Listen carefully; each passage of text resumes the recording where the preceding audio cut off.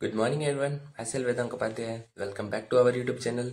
सो आज इस वीडियो में हम बात करेंगे adult health nursing part second के वन शॉट वीडियो के बारे में। तो जैसा कि आप सभी जानते हैं, पार्ट वन हमने थोड़ा टाइम पहले अपलोड किया है और उसमें कोमल बॉस ने काफ़ी इंपॉर्टेंट यूनिट्स कवर करवाई हैं। तो बची हुई यूनिट मैं इस वीडियो में आपको कवर करवाऊंगा। तो बिना किसी देरी के वीडियो को स्टार्ट करते हैं। तो चलिए शुरू करते हैं। देखिए, इस बार थोड़ा चेंज है। जैसे कि मैं हर एक उसमें बताता हूँ कि कौन सा टॉपिक हम स्टार्ट करेंगे, बट इस बार हम देखेंगे कि प्रीवियस ईयर क्वेश्चन कौन कौन से आए हुए हैं। जैसे देखिए, ईएनटी की जो यूनिट है उससे क्वेश्चन आया हुआ है ये कि जिसमें उसने मतलब एक तरीके से बोल सकते हैं कि एक थ्योरेटिकल क्वेश्चन ना पूछ के उसने केस सिनेरियो बना दिया और फिर क्वेश्चन पूछा है। उसने पूछा है कि mister Suresh come to ENT OPD with a complaint of carriage, sorry ear ache, sorry ear ache है, वो कैरेज नहीं है, ear ache, discharge from the ear, feeling of fullness. ये तीनों किस में देखने को मिलती है हमें? ओटाइटिस मीडिया में। तो यानी उसने इनडायरेक्टली ओटाइटिस मीडिया का सवाल पूछा है इसमें हमें। नेक्स्ट क्वेश्चन है ईएसईआरडी, मतलब chronic and stage renal failure, जिसे हम क्रोनिक रीनल फेलियर भी बोलते हैं। ठीक है, वो इसमें क्वेश्चन पूछा हुआ है, यानी कि यूरिनरी यूनिट से आया हुआ है। तीसरा क्वेश्चन पूछा उसने सीवीए के बारे में, न्यूरो से। उसके अलावा उसने बर्न पूछा है, जीबीएस पूछा है। मतलब छोटे छोटे क्वेश्चन तो उसने ये पूछे हैं, burn, Guillain Barre syndrome, HIV patient, critically ill patient का मैनेजमेंट, डिजास्टर नर्सिंग के प्रिंसिपल्स पूछ लिए, कॉजन पूछ लिया कि भाई CAUTION क्वेश्चन क्या होता है, ट्राइजेमिनल न्यूरैल्जिया, हॉस्पाइकेयर, ये सारी चीज़ें पूछी। लास्ट ईयर उसने ये पूछा। अब ये तो हो गया लास्ट ईयर का पेपर। मेरा ये जो पेपर बताने का ऑब्जेक्टिव क्या है वो मैं आपको थोड़ी देर बाद में बताऊंगा। पहले हम पेपर देख लेते हैं लास्ट का, है ना, लास्ट ईयर का। ये देखिए, ये है हमारे टाइम का पेपर जब मैंने एग्जाम दी थी। तो हमारे टाइम पे आया था सीवी आया था क्वेश्चन, ठीक है, ग्लूकोमा आया था, ल्यूकेमिया आया था, बर्न आया था, मेटास्टेटिस आया था, और उसके अलावा चार चार नंबर के छोटे छोटे क्वेश्चन, रिटेनल अटैचमेंट, टॉन्सिलाइटिस, सीजर्स और पीआईडी। ओके, इससे पहले आया था स्ट्रोक, जिसे हम सीबीए बोलते हैं। तो आपने एक चीज़ गौर की, 3 साल से कंटिन्यू सीवीए रिपीट हो रहा है, ठीक है। और इससे भी एक साल पहले भी सीवी आया हुआ है। ये देखिए, ये है 2024 का क्वेश्चन। 2023 में भी ये देखिए सीवी आया हुआ है, बिल्कुल एग्जैक्टली छपा हुआ। ग्लूकोमा भी आया हुआ है, और यही क्वेश्चन हमारे दोनों आए हुए थे जब हमने एग्जाम दी थी 2025 वाली। तो इससे क्या पता लगता है कि प्रीवियस ईयर के जितने भी क्वेश्चंस होते हैं, प्रीवियस ईयर का जो पेपर होता है, यदि हमने वो पढ़ लिया तो हमारा 40 to 50% जो क्वेश्चन है वो कवर हो जाएंगे। और मेरे अकॉर्डिंग तो लास्ट 5 साल के क्वेश्चन पढ़ के जाओगे तो 90% सिलेबस कवर हो जाएगा। जैसे कि हमारे टाइम पे आया था सीवीए, जो कि लास्ट 4 साल से रिपीट हो रहा है। ग्लूकोमा आया था, वो 1-2 साल से आया हुआ है। ये ल्यूकेमिया का क्वेश्चन थोड़ा नया था। बर्न का क्वेश्चन देखो, यदि हम एमएसएन पढ़ रहे हैं तो बर्न का क्वेश्चन तो हम मान के चलते हैं कि आएगा ही आएगा, ठीक है। ये क्वेश्चन रिपीट हो गया।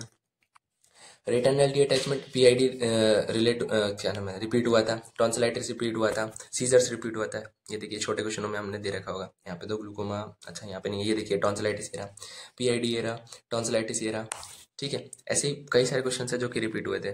इसमें से ये देखिए स्वीजर्स ये रहा और रेटिनल अटैचमेंट ये रहा। मतलब कि आपको ऐसा नहीं लग रहा कि भाई लास्ट ईयर का पेपर उठाया 4-5 साल के और उसने उसी में से बना दिए? बस मैं यही बोलना चाह रहा हूँ। तो जो ये पीडीएफ है लास्ट 5 साल के पेपर्स की, ये पीडीएफ है ना, आप इसको जरूर देख के जाइएगा, मतलब जब एग्जाम देने से पहले। यदि और क्वेश्चंस, एक काम कीजिएगा, मैंने तो पता है क्या किया था, लास्ट 5 साल के पेपर प्रिंट निकलवाए थे। उसके बाद देखा था, उनका अच्छा हाँ मैंने ये पढ़ लिया, यदि ये क्वेश्चन आया तो मैं कर लूंगा, ओके ओके, ऐसे करके मैंने 5 साल के पेपर देखे और कंप्लीट हो गया। मैंने कहा हाँ चलो यार, एक क्वेश्चन रह रहा है उसको छोड़ देता हूँ। मेरा मेटास्टेसिस का क्वेश्चन था जो कि मैं करके नहीं आया था, ये वाला इधर, क्योंकि ये लास्ट 5 साल में आया भी नहीं था, ठीक है। बट ये पैथोलॉजी में आ गया था क्वेश्चन, 1-2 साल पुराना, जब हम सेकंड ईयर में थे तब पैथोलॉजी में ही क्वेश्चन आया हुआ था। तो उसके अकॉर्डिंग भी कर सकता था मैं क्वेश्चन, बट क्योंकि बचे हुए 5 क्वेश्चन बहुत अच्छे अच्छे से आते थे मुझे। जैसे ल्यूकेमिया, हमारे पीडियाट्रिक में काफ़ी क्रेज था कि ल्यूकेमिया का क्वेश्चन आएगा, तो एमएसएन में आगे पीडियाट्रिक में ना आके, तो यहाँ पे हो गया कंप्लीट, ठीक है। मतलब कि यदि आप 5 साल के पेपर पढ़ के जाते हो तो आपका 90% जो क्वेश्चन पेपर है वो उसी में से बन के आएगा। अब इसके अलावा जो अभी आपकी सीनियर्स की एग्ज़ाम लगी थी, अभी अगस्त में जब लगी थी, तब है ना, हमने एक वन शॉट वीडियो बनाया था एंड उसमें से मोस्टली क्वेश्चन मैच हो गए थे, ठीक है। मैं ये नहीं बोल रहा हूँ कि ना हमने जो बनाया उसी में से सब कुछ आ गया, नहीं नहीं, ये बात नहीं है। हमने क्योंकि लास्ट ईयर के प्रीवियस ईयर क्वेश्चन थे, हमने वो कवर किए और उन्हीं में से क्वेश्चन आए थे। तो इसका मतलब ये है कि जो हमने पहले वीडियो बनाया था वो इफेक्टिव था उस वक्त भी, और अभी भी इफेक्टिव रहेगा। क्यों? क्योंकि हमने जो कवर करवाया था वही तो है ना। और मैं मेरी पर्सनल बात बोलूँ तो सच में वो वीडियो को मैंने भी देखा था, उस जैसा वीडियो मैं वापस नहीं बना पाऊंगा सच में। यदि मैं अभी भी बनाने बैठूंगा ना तो उतना इफेक्टिव वीडियो मैं बना ही नहीं सकता। क्यों? क्योंकि देखो थोड़े टाइम पहले ही हमारी एमएसएन सेकंड की एग्जाम लगी थी, तो मेरे फ्रिक्वेंट टॉपिक्स भी थे। ठीक है, अभी मेरे को काफ़ी टाइम भी हो गया है। अगर हमारी एग्जाम लगी थी जुलाई में, जुलाई के बाद अब आ चुका है दिसंबर। इतने गैप में मैंने ना तो एमएसएन को रिवाइज किया ना कुछ किया। सो अभी मैं समझाने लगूंगा तो मुझे खुद को भी थोड़ा बहुत हो सक कहते हैं ना कि अच्छे से इफेक्टिवली समझाने में नहीं आएगा। इसीलिए मैं आपसे रिक्वेस्ट करता हूँ कि अभी हम जो पुराना वीडियो है वो अपलोड करने, वो इसी में ही अटैच करके अपलोड करेंगे, तो आप उसे अच्छे से देखिएगा। उसमें भी आप अपना जो जितना आप पहले वीडियो में प्यार देते हैं उससे उस वीडियो में भी उतना ही प्यार दीजिएगा। सो बिना किसी देरी के वीडियो को स्टार्ट करते हैं। तो चलिए शुरू करते हैं बारे में कि बर्न क्या होता है। तो देखो आप सभी जानते हो जो हम जल जाते हैं ना उसको ही बर्न बोलते हैं। ठीक है, तो ये एक रिवीजन सीरीज है तो हम थोड़ा फास्ट चलेंगे। ठीक है, तो बर्न क्या है? It is a type of wound that is occur due to external agent and result into cognitive necrosis. ठीक है, तीन चीज याद रखो। टाइप ऑफ वुंड है, एक्सटर्नल एजेंट की वजह से होता है जिसकी वजह से कॉग्निटिव नेक्रोसिस हो जाती है। ठीक है, burn is a result of heat transfer from one place to another place. मतलब कि इस जगह लगी तो जो लाल लाल होगा मतलब कि इन्फ्लामेशन होगा वो इतनी जगह पे होगा। क्यों होगा? हीट ट्रांसफर की वजह से। ठीक है, बर्न क्या है? Fourth most common type of trauma है जो कि मेल में ज्यादा होता है एज कम्पेयर टू फीमेल। क्यों? क्योंकि लड़कों में ज्यादा चुल होती है। ठीक है, इसलिए बर्न बर्न क्या होता है? प्रिवेंटेबल नेचर के होते हैं। प्रिवेंटेबल कैसे भाई? प्रॉपर प्रिकॉशन हम लेंगे तो कैसे चलेंगे। ठीक है, और mainly occur at home and work places. Okay, अब याद कैसे करें भाई इसको? तो इसको याद करने की ट्रिक है TRP4। TRP4 कैसे हो कि मान लो एग्जांपल के लिए कि एक न्यूज चैनल है जिसकी TRP है 1। ओके, अब कहीं आग लग गई जिसमें लोग जल गए, बर्न हो गया उनको, तो क्या हुआ? वो न्यूज चैनल वाले पहुंचे और उन्होंने कवर किया इस चीज को कि यहाँ पे इसकी वजह से आग लग गई, कौन जिम्मेदार है, गवर्नमेंट है क्या, ये क्या है, मतलब ये फालतू की बात है। तो उसकी वजह से क्या हुआ? लोगों ने टीवी देखना स्टार्ट किया, उनका न्यूज चैनल चलाया, तो उसकी वजह से उनकी TRP बढ़ गई 4। ठीक है, तो किसकी वजह से बढ़ी? बर्न की वजह से TRP हो गई 4। तो बर्न का इंट्रोडक्शन ही है TRP4। T मतलब टाइप ऑफ वुंड, R मतलब result of heat transfer, P मतलब प्रिवेंटेबल एंड 4 मतलब fourth most common type of trauma. ठीक है, तो ये हो गया इंट्रोडक्शन। नेक्स्ट हम बात करते हैं डेफिनेशन के बारे में। तो डेफिनेशन क्या कहती है? तो डेफिनेशन कहती है कि it is a injury to skin. क्या है? इंजरी है स्किन को that occur from external agent. ये सारे क्या है? एक्सटर्नल एजेंट है, हीट, रेडिएशन, केमिकल। ठीक है, that destroy the skin and its natural functioning that result into severe dehydration and electrolyte imbalance. ठीक है, तो इंजरी हुई कहाँ पे? स्किन पे इंजरी हुई, जिसकी वजह से क्या, और किस चीज की वजह से हुई? एक्सटर्नल एजेंट जैसे हीट, रेडिएशन, केमिकल, इलेक्ट्रिसिटी, जिसकी वजह से क्या हुआ? जो हमारा स्किन है वो डिस्ट्रॉय हो गई, उसकी जो नॉर्मल फंक्शनिंग है वो डिस्ट्रॉय हो गई। अब डिस्ट्रॉय हुई यानी कि अब स्किन यदि हमारी हट जाती है, थोड़ा कट लग जाता है तो क्या हो जाता है? खून बाहर निकलता है। खून बाहर निकलेगा तो इलेक्ट्रोलाइट इम्बैलेंस होगा, और ज्यादा बाहर निकल गया तो डिहाइड्रेशन भी हो सकता है। ठीक है, डिहाइड्रेशन के चांसेस भी बढ़ जाते हैं। ठीक है, तो that result into severe dehydration and electrolyte imbalance. Okay, फिर हम बात करते हैं एटियोलॉजी के बारे में। तो एटियोलॉजी क्या कहती है? Current, heat waves, moist and dry heat, radiation और केमिकल, ये सारे इसके एटियोलॉजी या कारण होते हैं। क्लासिफिकेशन की बात करें तो दो टाइप के क्लासिफिकेशन होते हैं, मतलब कि दो बेसिस होते हैं, सीवियरिटी के बेसिस पे और डिग्री के बेसिस पे। डिग्री के बेसिस पे ज्यादा इंपॉर्टेंट है, 4 टाइप की डिग्री होती है। सीवियरिटी के बेसिस पे लेस इंपॉर्टेंट है, जो कि 3 टाइप की डिग्री, 3 टाइप की सीवियरिटी होती है, माइनर, मॉडरेट और मेजर। जो सीवियरिटी है उसमें हम एक बात करेंगे TBSA, total burn surface area. इसको हम कैलकुलेट करते हैं 3 फॉर्मूलों से। सबसे पहला होता है वेलेस रूल ऑफ 9, दूसरा होता है एल ब्राउडर फॉर्मूला और तीसरा होता है पाम रूल। ठीक है, तो इन तीनों से हम इसको निकालेंगे जो कि हम आगे डिस्कस करेंगे। अब ये जो TBSA, इसको ही हमने बर्न अफेक्टेड एरिया बोला है। ठीक है, अब यदि ये बर्न अफेक्टेड एरिया चिल्ड्रन में 10% से कम है ना, हमने कुछ फॉर्मूला लगाया जिससे निकला कि वो 10% से कम है चिल्ड्रन के अंदर, और एडल्ट में वो 15% से कम है, तो उसको हम माइनर की कैटेगरी में डालेंगे। यही चीज यदि 10 से 20% है चिल्ड्रन में और 20 से 25% है एडल्ट में, तो उसको हम मॉडरेट की कैटेगरी में डालेंगे। और 20% से ज्यादा चिल्ड्रन में आ जाती है और 25 से ज्यादा एडल्ट में आ जाती है तो उसको हम मेजर बोल देंगे। ठीक है, तो ये किसके ऊपर डिपेंड करता है? ये करता है TBSA, total burn surface area के ऊपर, जिसको हम निकालेंगे L Browder formula, Wallace rule of 9 या फिर पाम मेथड। अब दूसरा आ जाता है on the basis of degree, के डिग्री के बेसिस पे। अब देखो इसको है ना, ये इतना सारा लिख रहेगा, इसको हम याद सिंपल तरीके से करेंगे, बहुत सिंपल तरीके से। ठीक है, डिफरेंस करके 1 degree burn, 2 degree, 3 degree, 4 degree. Okay, 1 degree को हमने बोल दिया सुपरफिशियल बर्न, 2 डिग्री को बोल दिया पार्शियली थिकनेस बर्न, 3 डिग्री को बोल दिया फुली थिकनेस बर्न और 4 डिग्री को बोल दिया हमने deep fully thickness burn. Okay, ये 4 नाम हो गए, superficial, partial thickness burn, fully thickness and deep fully thickness burn. पहला तो ये डिफरेंस हो गया चारों में। दूसरा क्या है भाई, अब यदि इसको सुपरफिशियल बर्न बोला है तो ऐसा क्यों बोला, क्योंकि इसमें केवल और केवल एपिडर्मिस इन्वॉल्व होती है। क्या इन्वॉल्व होती है, केवल और केवल एपिडर्मिस। 2 डिग्री में एपिडर्मिस भी होती है और डर्मिस भी होती है। अब डिपेंड करता है डर्मिस कितनी है, डर्मिस 1/2% है यानी उसका ऊपर वाला पार्ट है, या फिर डर्मिस का 7/8 पार्ट यानी जो नीचे वाला पार्ट है। इसी बेसिस पे जो 2 डिग्री है उसको 2 पार्टों में डिवाइड कर दिया। यदि epidermis plus half of dermis है यानी कि पेपिलरी डर्मिस जो कि सुपरफिशियल डर्मिस होती है, तो उसको हमने बोल दिया सुपरफिशियल 2 डिग्री। और यदि डीप डर्मिस वाली है, मतलब थोड़ी नीचे वाली डर्मिस है और साथ में एपिडर्मिस तो है ही, तो उसको हमने बोल दिया 2 degree, deep 2 degree partial thickness burn. नहीं आया ना समझ में, मैं भी वापस बताता हूँ। ठीक है, ये हो गया हमारे पास एपिडर्मिस। इसके बाद आती है हमारे डर्मिस लेयर। ठीक है, डर्मिस में 2 लेयर थी, एक थी हमारे पास ऊपर वाली पेपिलरी और नीचे वाली थी रेटिकुलर। अब क्या हुआ, यदि इन अ केस ये तो सबसे पहले जलेगी तो 1 डिग्री बर्न हो गया। यदि 2 डिग्री बर्न हुआ और उसने केवल और केवल जो हमारी ये ऊपर वाली थी पेपिलरी डर्मिस इसको जलाया, तो इसको हमने बोल दिया सुपरफिशियल 2 डिग्री। और इसने यदि रेटिकुलर डर्मिस को भी जला दिया तो इसको हमने बोल दिया डीप 2 डिग्री। अब आ गया वो समझ में। ठीक है, अब तो सिंपल था, है ना। तो ये हो गया। अब 3 डिग्री में बात करें तो क्या हो रहा था, एपिडर्मिस प्लस सबक्यूटेनियस टिश्यू। ऊपर वाली में एपिडर्मिस, फिर एपिडर्मिस प्लस डर्मिस, उसके भी 2 पार्ट थे, और epidermis plus subcutaneous tissue. Fourth वाले में क्या होगा, सब कुछ आ जाएगा, bone, muscle, epidermis, subcutaneous tissue, मतलब सब कुछ जो हमारी बॉडी में आर से पार। ठीक है, ये हो गया हमारे पास कि कौन सी चीज को इन्वॉल्व, कौन सी जो स्किन की लेयर है उसका इन्वॉल्वमेंट है। तीसरा आता है स्किन की फंक्शनिंग। स्किन की लेयर का इन्वॉल्वमेंट देख लिया, अब फंक्शनिंग भी देख लेते हैं। भाई केवल एपिडर्मिस हटी है तो इतना कुछ हुआ ही नहीं है, फंक्शन तो नॉर्मल रहेंगे ना उसके, तो फंक्शन क्या रहेंगे, इंटैक्ट रहेंगे या नॉर्मल रहेंगे। अब दूसरे में क्या हुआ, डर्मिस में डैमेज हो गया तो यानी कुछ फंक्शन अल्टर्ड हो जाएंगे। ओके, अब इसमें सबक्यूटेनियस में डैमेज हो गया यानी थोड़े ज्यादा, मोस्टली फंक्शन अल्टर्ड हो जाएंगे। और 4 डिग्री में सब कुछ ही डैमेज हो गया तो सारा कुछ डैमेज हो जाएगा यानी सारे फंक्शन लॉस हो जाएंगे। 1 डिग्री में कुछ फंक्शन लॉस नहीं हुआ, no loss of function of skin. 2nd degree में फ्यू फंक्शन अल्टर्ड, 3 डिग्री में mostly function altered, and 4 degree में ऑल फंक्शन अल्टर्ड। ठीक है, ये तो हो गया हमारे पास स्किन फंक्शनिंग का। अब हम बात करते हैं रेड कलर, सॉरी मतलब कलर ऑफ स्किन। क्या होगा कलर ऑफ स्किन, भाई एक होगा जो 1 डिग्री है उसमें रेड कलर हो जाएगा, 2 डिग्री में भी रेड कलर होगा। ठीक है, 3 डिग्री में क्या होगा, व्हाइट एंड ब्राउन कलर की स्किन हो जाएगी, एंड 4 डिग्री में क्या हो जाएगी, चार्टेड ब्लैक कलर की स्किन हो जाएगी। ये रखा black colour, chartered black colour. Okay, ज्यादा अच्छे से बोले जाए तो। अब पेन देख लेते हैं, तो पेन यदि हम फर्स्ट वाले में देखें तो पेन होगा और डिक्रीज हो जाएगा कूलिंग पे, मतलब जैसे हमारे यहाँ बर्न हुआ, यहाँ पे पेन हो रहा है, हमने बर्फ लगा ली, सही हो जाएंगे। 2 डिग्री में क्या होगा, पेन प्रेजेंट होगा। 3 डिग्री में पेन एब्सेंट हो जाएगा, सॉरी 2 डिग्री में सुपरफिशियल वाला उसमें तो पेन होगा, लेकिन जो डीप 2 डिग्री है उसमें पेन एब्सेंट हो जाएगा। 3 डिग्री में भी नमनेस आ जाएगी। नमनेस क्यों आ जाएगी, क्योंकि भाई थोड़ा ज्यादा सबक्यूटेनियस की तरफ गया है ना, तो सबक्यूटेनियस में क्या होगा, नर्व एंडिंग होगी, और नर्व एंडिंग क्या है, जल जाएंगी, जिसकी वजह से सेंसेशन जा नहीं पाएगा ब्रेन को कि भाई पेन भी हो रहा है या नहीं हो रहा, तो इसलिए नमनेस आ जाएगी।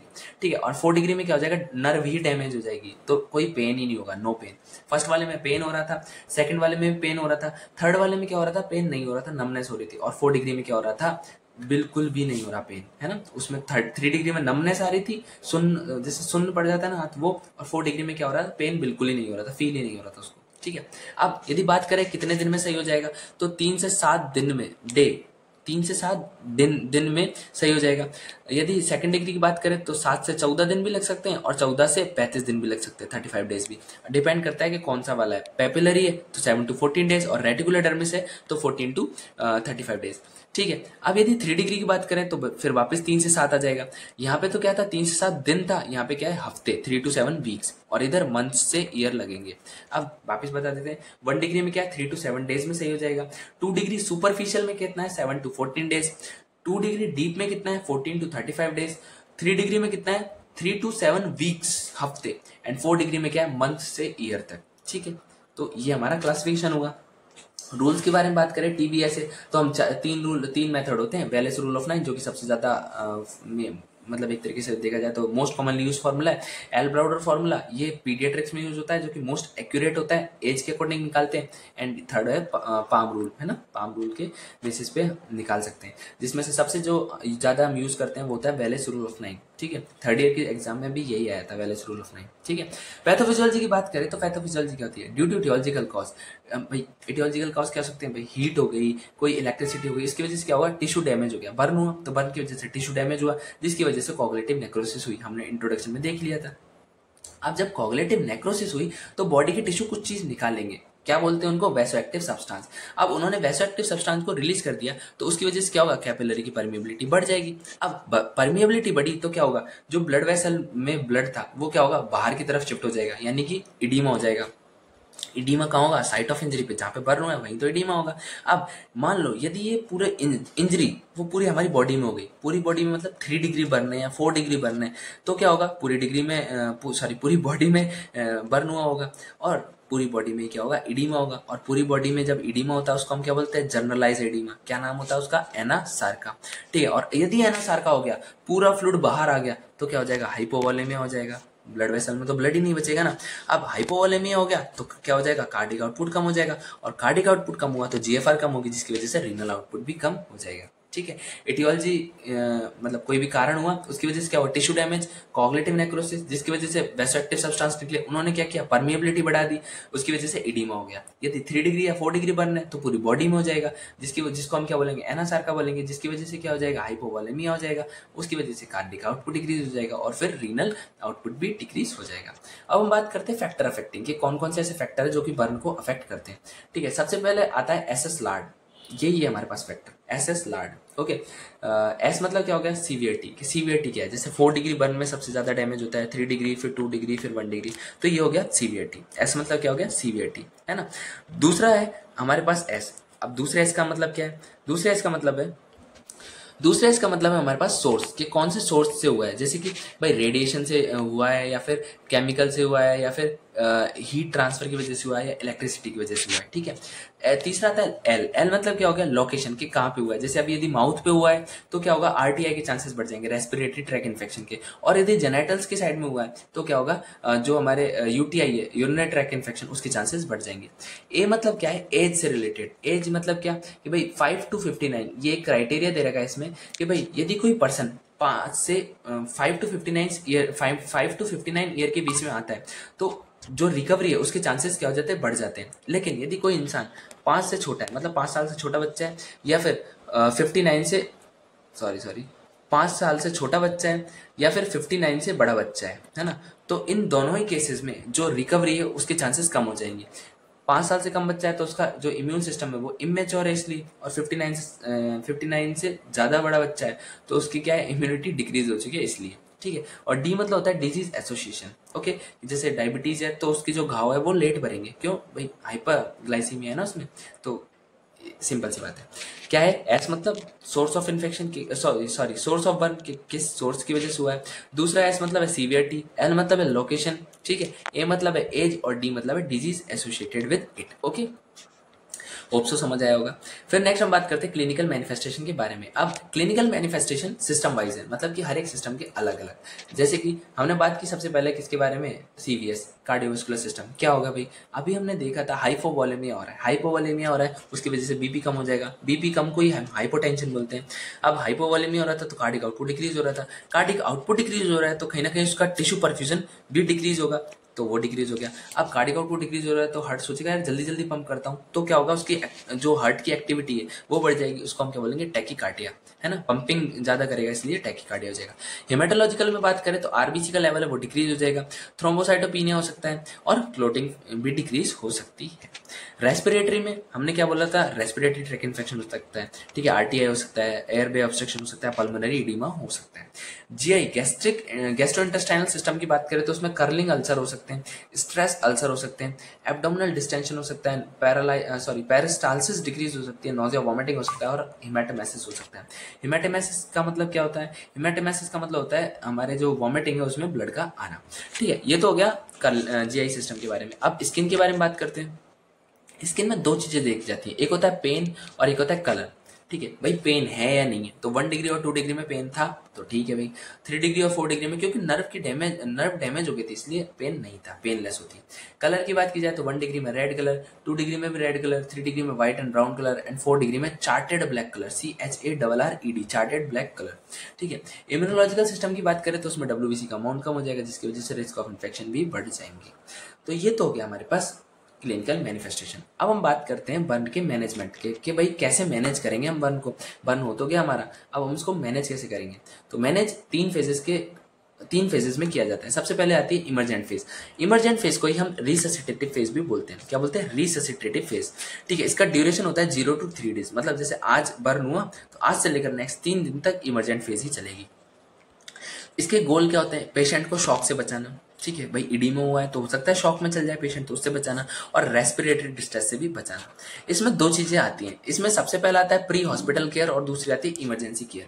प्री हॉस्पिटल केयर क्या होती है? जैसे अभी कोई कमरा है, रूम है जिसमें आग लगी, उसमें कोई पर्सन जल गया, तो उसको हम बाहर निकालेंगे और जो केयर देंगे वो होगी प्री हॉस्पिटल केयर। और जब हम मेडिकल टीम को बुला लेंगे, जब उसको इमरजेंसी डिपार्टमेंट में ले जाएगी और उस जगह जो केयर प्रोवाइड करवाएगी उसको हम बोलेंगे emergency care. Pre hospital care में आती है स्टॉप, STOP। एस मतलब हो गया हमारे पास स्ट्रिप हॉट क्लॉथ, जो भी उसके गर्म कपड़े उन सबको बाहर निकल दिया, जो भी जले हुए कपड़े उनको हटा दिया उसकी बॉडी से। T मतलब टर्न ऑन वाटर, वाटर को मतलब जो कूलिंग के लिए पानी चला दिया।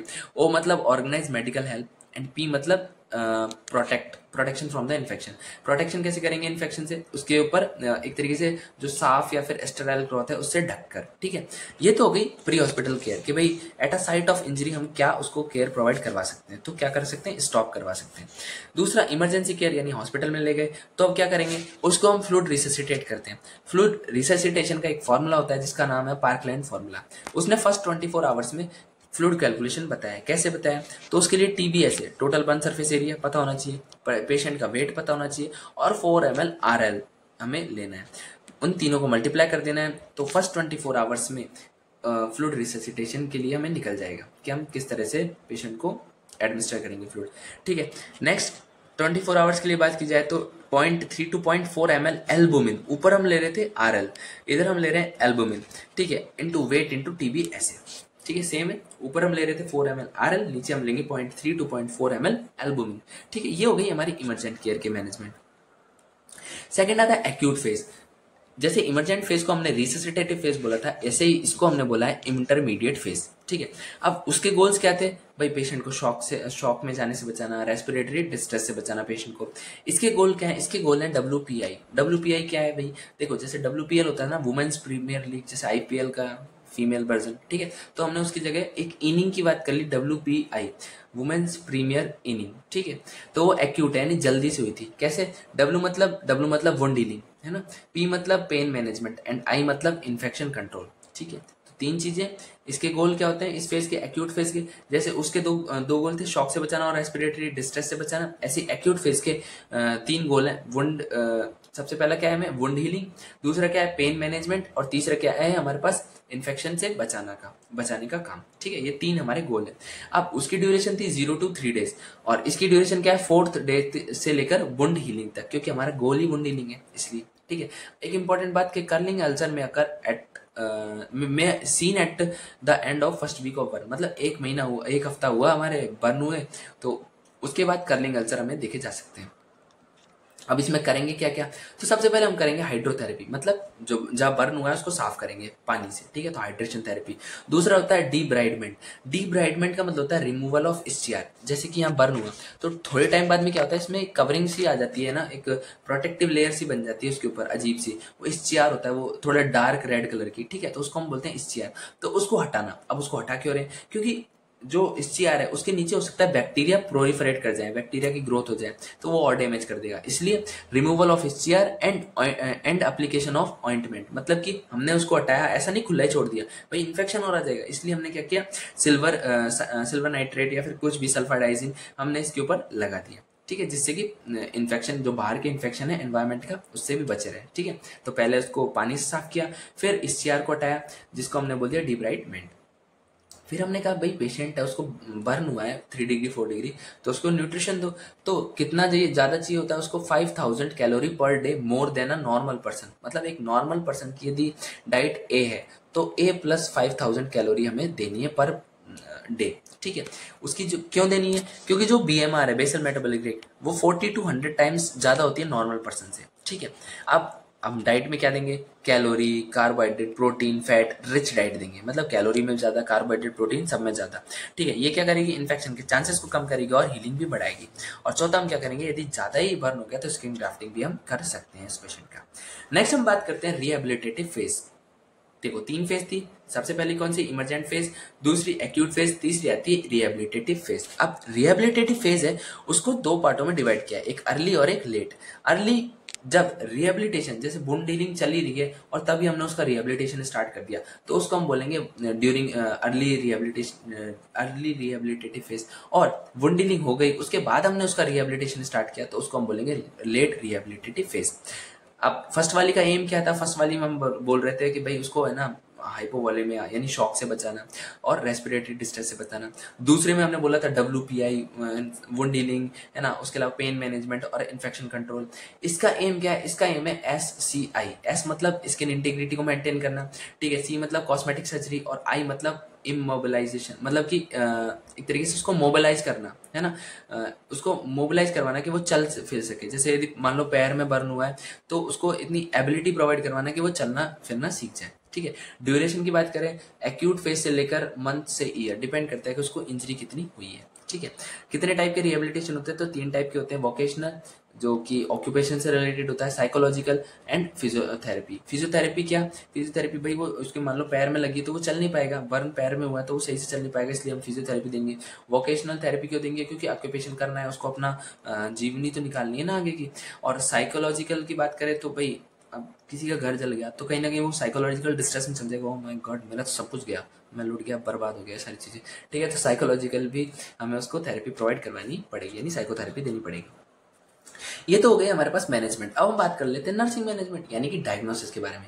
इमरजेंट फेज में क्या करते हैं, मतलब जो हमारे प्रायोरिटी की बात की जाए तो ineffective airway clearance, ineffective breathing pattern, fluid volume deficit और एक्यूट पेन। एक्यूट फेज की बात की जाए तो उसमें fluid volume deficit, risk of infection, imbalance nutrition और स्किन इंटीग्रिटी। रिहेबिलिटेटिव फेज की बात की जाए तो उसमें एक्टिविटी इंटॉलरेंस, नॉलेज डेफिशिएट और एंजाइटी भी हम लिख सकते हैं। ठीक है, तो ये हो गया हमारे पास डायग्नोसिस या नर्सिंग मैनेजमेंट ऑफ बर्न। ठीक है, अब ये तो हमने सब कुछ चीज पढ़ ली। अब क्या रह गया भाई, अब रह गया हमारे पास फ्लूइड कि भाई हम किस तरह से असेसमेंट करते हैं। तो असेसमेंट का फॉर्मूला हमारे पास सबसे इंपॉर्टेंट है, वो है Wallace rule of 9। Wallace rule of 9 ये सबसे अर्ली असेसमेंट का फॉर्मूला होता है कि कितना परसेंट, यानी TBSA, total burn surface area कितना है उस पेशेंट का। ठीक है, मोस्ट कॉमन मेथड है बर्न को निकालने का एडल्ट में। ठीक है, इसमें क्या होता है, हर एक बॉडी पार्ट रिप्रेजेंट करता है 9% और उसका मल्टीपल। ठीक है, इसको हम एंटीरियरली और पोस्टीरियरली देखा जाए तो 4.5 होता है।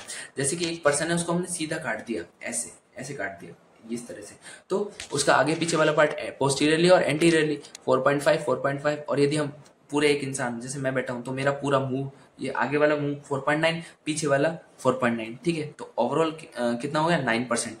ठीक है, ये मेरी जो चेस्ट तक का एरिया ये 9% होगा आगे, और पीछे वाले की तरफ भी 9% होगा। अब चेस्ट से लेकर जो ये पेरिनियल एरिया तक का है इसमें भी 9% होगा, और आगे की तरफ भी क्या होगा 9% होगा। अब जो जेनाइटल एरिया है स्पेसिफिक वो 1% होगा। हैंड की बात की जाए तो ये वाली जो एंटीरियर सरफेस है वो 4.5 होगी, और पोस्टीरियर सरफेस है वो भी 4.5 होगी। Same with other hand, and leg में भी सेम होगा 9%। ठीक है, तो ये तो हो गया एडल्ट में। चिल्ड्रन और इन्फेंट में अलग होता है, जो कि आपको यहाँ दिख रहा है। ठीक है, जनरली वो एडल्ट का ही पूछता है तो आप उसको ही याद करके जाइएगा। ठीक है, तो ये हमने बात की बर्न के बारे में। अब बर्न का एक और चीज आती है कि फ्लूइड रिससिटेशन। हमने बात की पार्कलैंड फॉर्मूला इमरजेंट फेज में, लेकिन कई बार क्या करता है वो 4 नंबर में फ्लूइड रिससिटेशन फॉर्मूला पूछ लेता है। तो हम क्या करेंगे, अब जैसे इंट्रोडक्शन में मैंने ये लिख रखा है, लेकिन आप बर्न का इंट्रोडक्शन लिख के आना। ठीक है, फ्लूइड रिससिटेशन आए तो बर्न का इंट्रोडक्शन लिखना कि बर्न क्या होता है, TRP/4। ठीक है, अब उसके बाद सेकंड पॉइंट हम देखते हैं गोल। गोल क्या होता है, हाइपोवोलेमिक शॉक से बचाना, टिश्यू परफ्यूजन एडुकेट करना, वाइटल ऑर्गन की फंक्शनिंग को मेंटेन करना। ठीक है, अब रिससिटेट तो हम कर देंगे, लेकिन कौन सा फ्लूइड यूज करेंगे, 2 टाइप के फ्लूइड होते हैं, कॉलॉइड और क्रिस्टलॉइड। सबसे पहले जो फर्स्ट 24 आवर्स में हम यूज लेते हैं वो होता है क्रिस्टलॉइड, जैसे RL हम ज्यादातर यूज लेते हैं। ठीक है, और बाकी भी चीज यूज कर लेते हैं। नेक्स्ट 24 आवर्स में हम कॉलॉइड का यूज करते हैं, जिसमें सबसे इंपॉर्टेंट है एल्बुमिन। ठीक है, डिपेंड करता है कि भाई कितनी सीवियरिटी है और कितनी फ्लूइड रिक्वायरमेंट है। अब हम कैसे उसको एडमिनिस्टर करेंगे फ्लूइड, तो उसके स्टेप 4 स्टेप होते हैं। सबसे पहले हम क्या करेंगे, आईवी लाइन लगाएंगे। ऐसा थोड़ी आईएम इंजेक्शन ठोके जा रहे हैं, नहीं ना यार, आईवी लाइन लगाएंगे। तो क्या करेंगे, अब क्योंकि मान लो 3 डिग्री 4 डिग्री बनना है तो बहुत ज़्यादा हमें फ्लूइड को रिससिटेट करना है, तो हम क्या करेंगे, पेरीफेरी में जाके देखेंगे कि भाई इस जगह पे जला हुआ नहीं है, नॉन बर्न साइट, ठीक है, जला हुआ नहीं है, वहाँ पे 2 बड़े बड़े पेरीफेरल बोर जो कैनुला है उनको हम लेंगे, एक ही साथ में लगाएंगे और दोनों हाथों में बिल्कुल इधर से बोतल चढ़ रही है, इधर से बोतल चढ़ रही है, मतलब कि ड्रिप लगा देंगे उसके, ठीक है। 2 large bore peripheral cannula at non burn site, ठीक है, जली हुई नहीं हो उस जगह पे, ठीक है। अब यदि इन अ केस हमें ऐसी जगह ही नहीं मिल रही, मतलब मान लो उसके हाथी जले पड़े हैं, पैर जले पड़े हैं, तो क्या करेंगे, सेंट्रल लाइन डाल देंगे उस पेशेंट, ठीक है, यदि पेरिफेरी असेसिबल नहीं है तो, ठीक है। दूसरी बात, यदि पेशेंट टीबी ऐसे देखा जाए तो यदि 10 से 19 के बीच में, तो हम एक ही कैनुला लगाएंगे, मतलब कि 2 कैनुला की जरूरत नहीं है। 20 से ज्यादा हो तब 2 कैनुला लगाएंगे हम। यदि 20 तक भी है ना तो अभी एक कैनुला से काम चल जाएगा। दूसरी बात, उसके बाद क्या करेंगे, हम कैनुला लगा दिया, फिर डायरेक्टली फ्लूइड एडमिनिस्टर थोड़ी करेंगे, हम उसका वेट देखेंगे। क्यों? क्योंकि जो वेट है वो हर किसी में वेरिएबल है। क्या था भाई, 4 ml RL into weight into percentage TB ऐसे, तो इसलिए वेट चाहे कोई सा फॉर्मूला हो, पार्कलैंड फॉर्मूला हो, ब्रैक्स फॉर्मूला हो, कोई सा भी हो, सभी में क्या है, जो वेट है वो वेरिएबल होता है, इसीलिए ओके वेट को कैलकुलेट करेंगे। उसके अलावा हम एस्टिमेट करेंगे परसेंटेज टीबी ऐसे, कैसे, Wallace rule of 9, palm rule, L Browder formula से। और लास्ट में हम क्या कर देंगे, कैलकुलेट कर देंगे फ्लूइड को। अब कैलकुलेट कैसे करते हैं, पार्कलैंड फॉर्मूला से 4 ml RL body weight TBS है, ठीक है, 2 फेजेस में डिवाइड होता है। अब इसके बाद जो भी एक्स अमाउंट निकला, इस एक्स अमाउंट को हम 2 पार्टों में डिवाइड करेंगे, 50% एंड 50%। पहला 50% वो 8 घंटे में चढ़ा देंगे, और नेक्स्ट 50% है उसको वापस 2 पार्टों में डिवाइड करेंगे, 25 एंड 25, इसको 8 घंटे में, इसको 8 घंटे में। समझ नहीं है ना, कुछ भी नहीं। मान लो हमने ये जो फॉर्मूला है इससे कुछ भी चीज निकली, ठीक है, कुछ भी चीज निकली उसको हमने एक्स मान लिया, एक्स को 2 पार्टों में डिवाइड किया, 50%, ठीक है, 50%, मतलब मान लो x ml फ्लूइड निकला, तो x ml फ्लूइड का आधा परसेंट और आधा परसेंट हमने डिवाइड कर लिया। इसको पहले 24 घंटे थे उसमें से पहले 8 घंटे में हम इसको एडमिनिस्टर करेंगे, फिर उसके बाद जो बचा हुआ 50% है वो उसको हम 16 घंटे में एडमिनिस्टर करेंगे, या फिर इसको ही हम 2 पार्टों में डिवाइड कर देंगे, 25-25, जिसको 8-8 में डिवाइड 8-8 घंटे में हम देंगे, ठीक है। लिखा हुआ है यार, इतना भी टेंशन नहीं करनी। Given in 2 divided dose, 50% in first 8 hours and 50% in next 16 hours, okay. ये तो था पहले 24 घंटे का। नेक्स्ट 24 आवर्स की बात की जाए तो उसमें हम कॉलॉइड का यूज करेंगे, एल्बुमिन, ठीक है, क्रिस्टलोइड का यूज हम कम करते हैं। और इसके लिए क्या फॉर्मूला था, 0.3 टू 0.4 है ना, इंटू TBSA, इंटू क्या होता है, इंटू वेट। वेट किस में होता है, केजी में, ठीक है। रोल ऑफ नर्स क्या होता है कि भाई पेशेंट का वेट को मॉनिटर करना, पेशेंट का वेट गेन देखना कि भाई 9 से यदि पेशेंट 0 to 3 डेज यानी कि इमरजेंट फेज के टाइम पे 6 से 9 केजी वेट गेन कर लेता है तो वो नॉर्मल होता है, ठीक है। एसेप्टिक टेक्निक को मेंटेन करना और विजिटर्स को लिमिट करना। तो ये हमने बात की इसके बारे में, बर्न के बारे में। अब हम नेक्स्ट टॉपिक पे, नेक्स्ट हम बात करते हैं कैंसर के बारे में कि भाई कैंसर क्या होता है। तो cancer is a group of neoplastic disease in which transformation of normal body cell occur into malignant one, मतलब एक जो नॉर्मल बॉडी सेल है उसका मैलिग्नेंट में कन्वर्जन होता है ना, इस ग्रुप ऑफ डिजीज को हम कैंसर बोलते हैं, ठीक है। अब इसमें एक प्रॉपर्टी आती है मेटास्टेसिस। मेटास्टेसिस क्या होती है, uncontrolled rapid growth of abnormal cell that have capability to spread to distinct organ from original site, मतलब कि एक ऐसी सेल जो कि एबनॉर्मल है, रैपिड ग्रोथ कर रही है और उसकी जो ग्रोथ है वो अनकंट्रोल है, जो कि यहाँ पे ओरिजिनेट हुई, यहाँ पहुंच गई, मतलब कि दूसरे ऑर्गन में पहुंच गई। इस कैपेबिलिटी को हम क्या बोलते हैं, मेटास्टेसिस बोलते हैं, ठीक है। ट्यूमर का ही दूसरा नाम क्या होता है, नियोप्लाज्म होता है। अब ट्यूमर क्या है, तो tumour it is a mass of tissue, tissue का मास है। अब कैसा मास है, एबनॉर्मल, तो it is N abnormal mass of tissue that में बी सॉलिड और लिक्विड, ठीक है। दूसरा न्यूप्लाज्म बोलते हैं इसको। तो भाई न्यूप्लाज्म किससे ड्राइव हुआ है, neoplasm drive from a term neoplasm, जिसका मतलब होता है न्यू ग्रोथ। अब न्यू ग्रोथ कैसी है, एबनॉर्मल है, अनकंट्रोल है और अनरेगुलेटेड है, ठीक है। और जो ये ट्यूमर है या न्यूप्लाज्म है, ये 2 टाइप का होता है, benign and malignant. Benign cancerous नहीं होता और मैलिग्नेंट कैंसरियस होता है। इनके बीच में यदि आपको डिफरेंस जानना है तो आप पैथोलॉजी वाला वीडियो देख सकते हैं। न्यूप्लाज्म की डेफिनेशन क्या होती है, it is an uncontrolled unregulated excessive proliferation of cell, ठीक है। क्या क्या है, यूयूई मतलब uncontrolled unregulated excessive growth of cells, ठीक है। अब ऑन्कोलॉजी क्या होगी, oncology is a branch of science that deal with tumour including origin, development, diagnosis and treatment. क्या क्या देखते हैं हम, ODDT, ओ मतलब ऑरिजिन, डायग्नोसिस, डेवलपमेंट और ट्यूमर ट्रीटमेंट, इन सब चीज़ों को हम देखते हैं। अब नेक्स्ट आती है टीएनएम क्लासिफिकेशन। अब टीएनएम क्लासिफिकेशन से पहले एक चीज़, यदि हमारे पास क्वेश्चन आए टीएनएम क्लासिफिकेशन 5 नंबर का, तो हम डायरेक्टली ये टीएनएम नहीं स्टार्ट कर देंगे, हम पहले इंट्रोडक्शन लिखेंगे कैंसर का, ठीक है। ये चीज़ हमें जरूर लिखनी है। अब टीएनएम क्लासिफिकेशन में हम क्या करते हैं, टी मतलब हो गया ट्यूमर साइज, एन मतलब हो गया लिम्फ नोड, एन मतलब नोड, और एम मतलब हो गया मेटास्टेसिस। और इसको याद करेंगे 4 3 1 से, यानी टी कब तक जाएगा, टी 1 2 3 4 तक जाएगा, एन 1 2 3 तक जाएगा और एम 1 तक ही जाएगा। अब ऐसा नहीं है कि यही आता है, इसके अलावा एक्स, ओ और आई एस भी आता है, ठीक है। अब वो क्या है भाई, वो भी देख लेते हैं।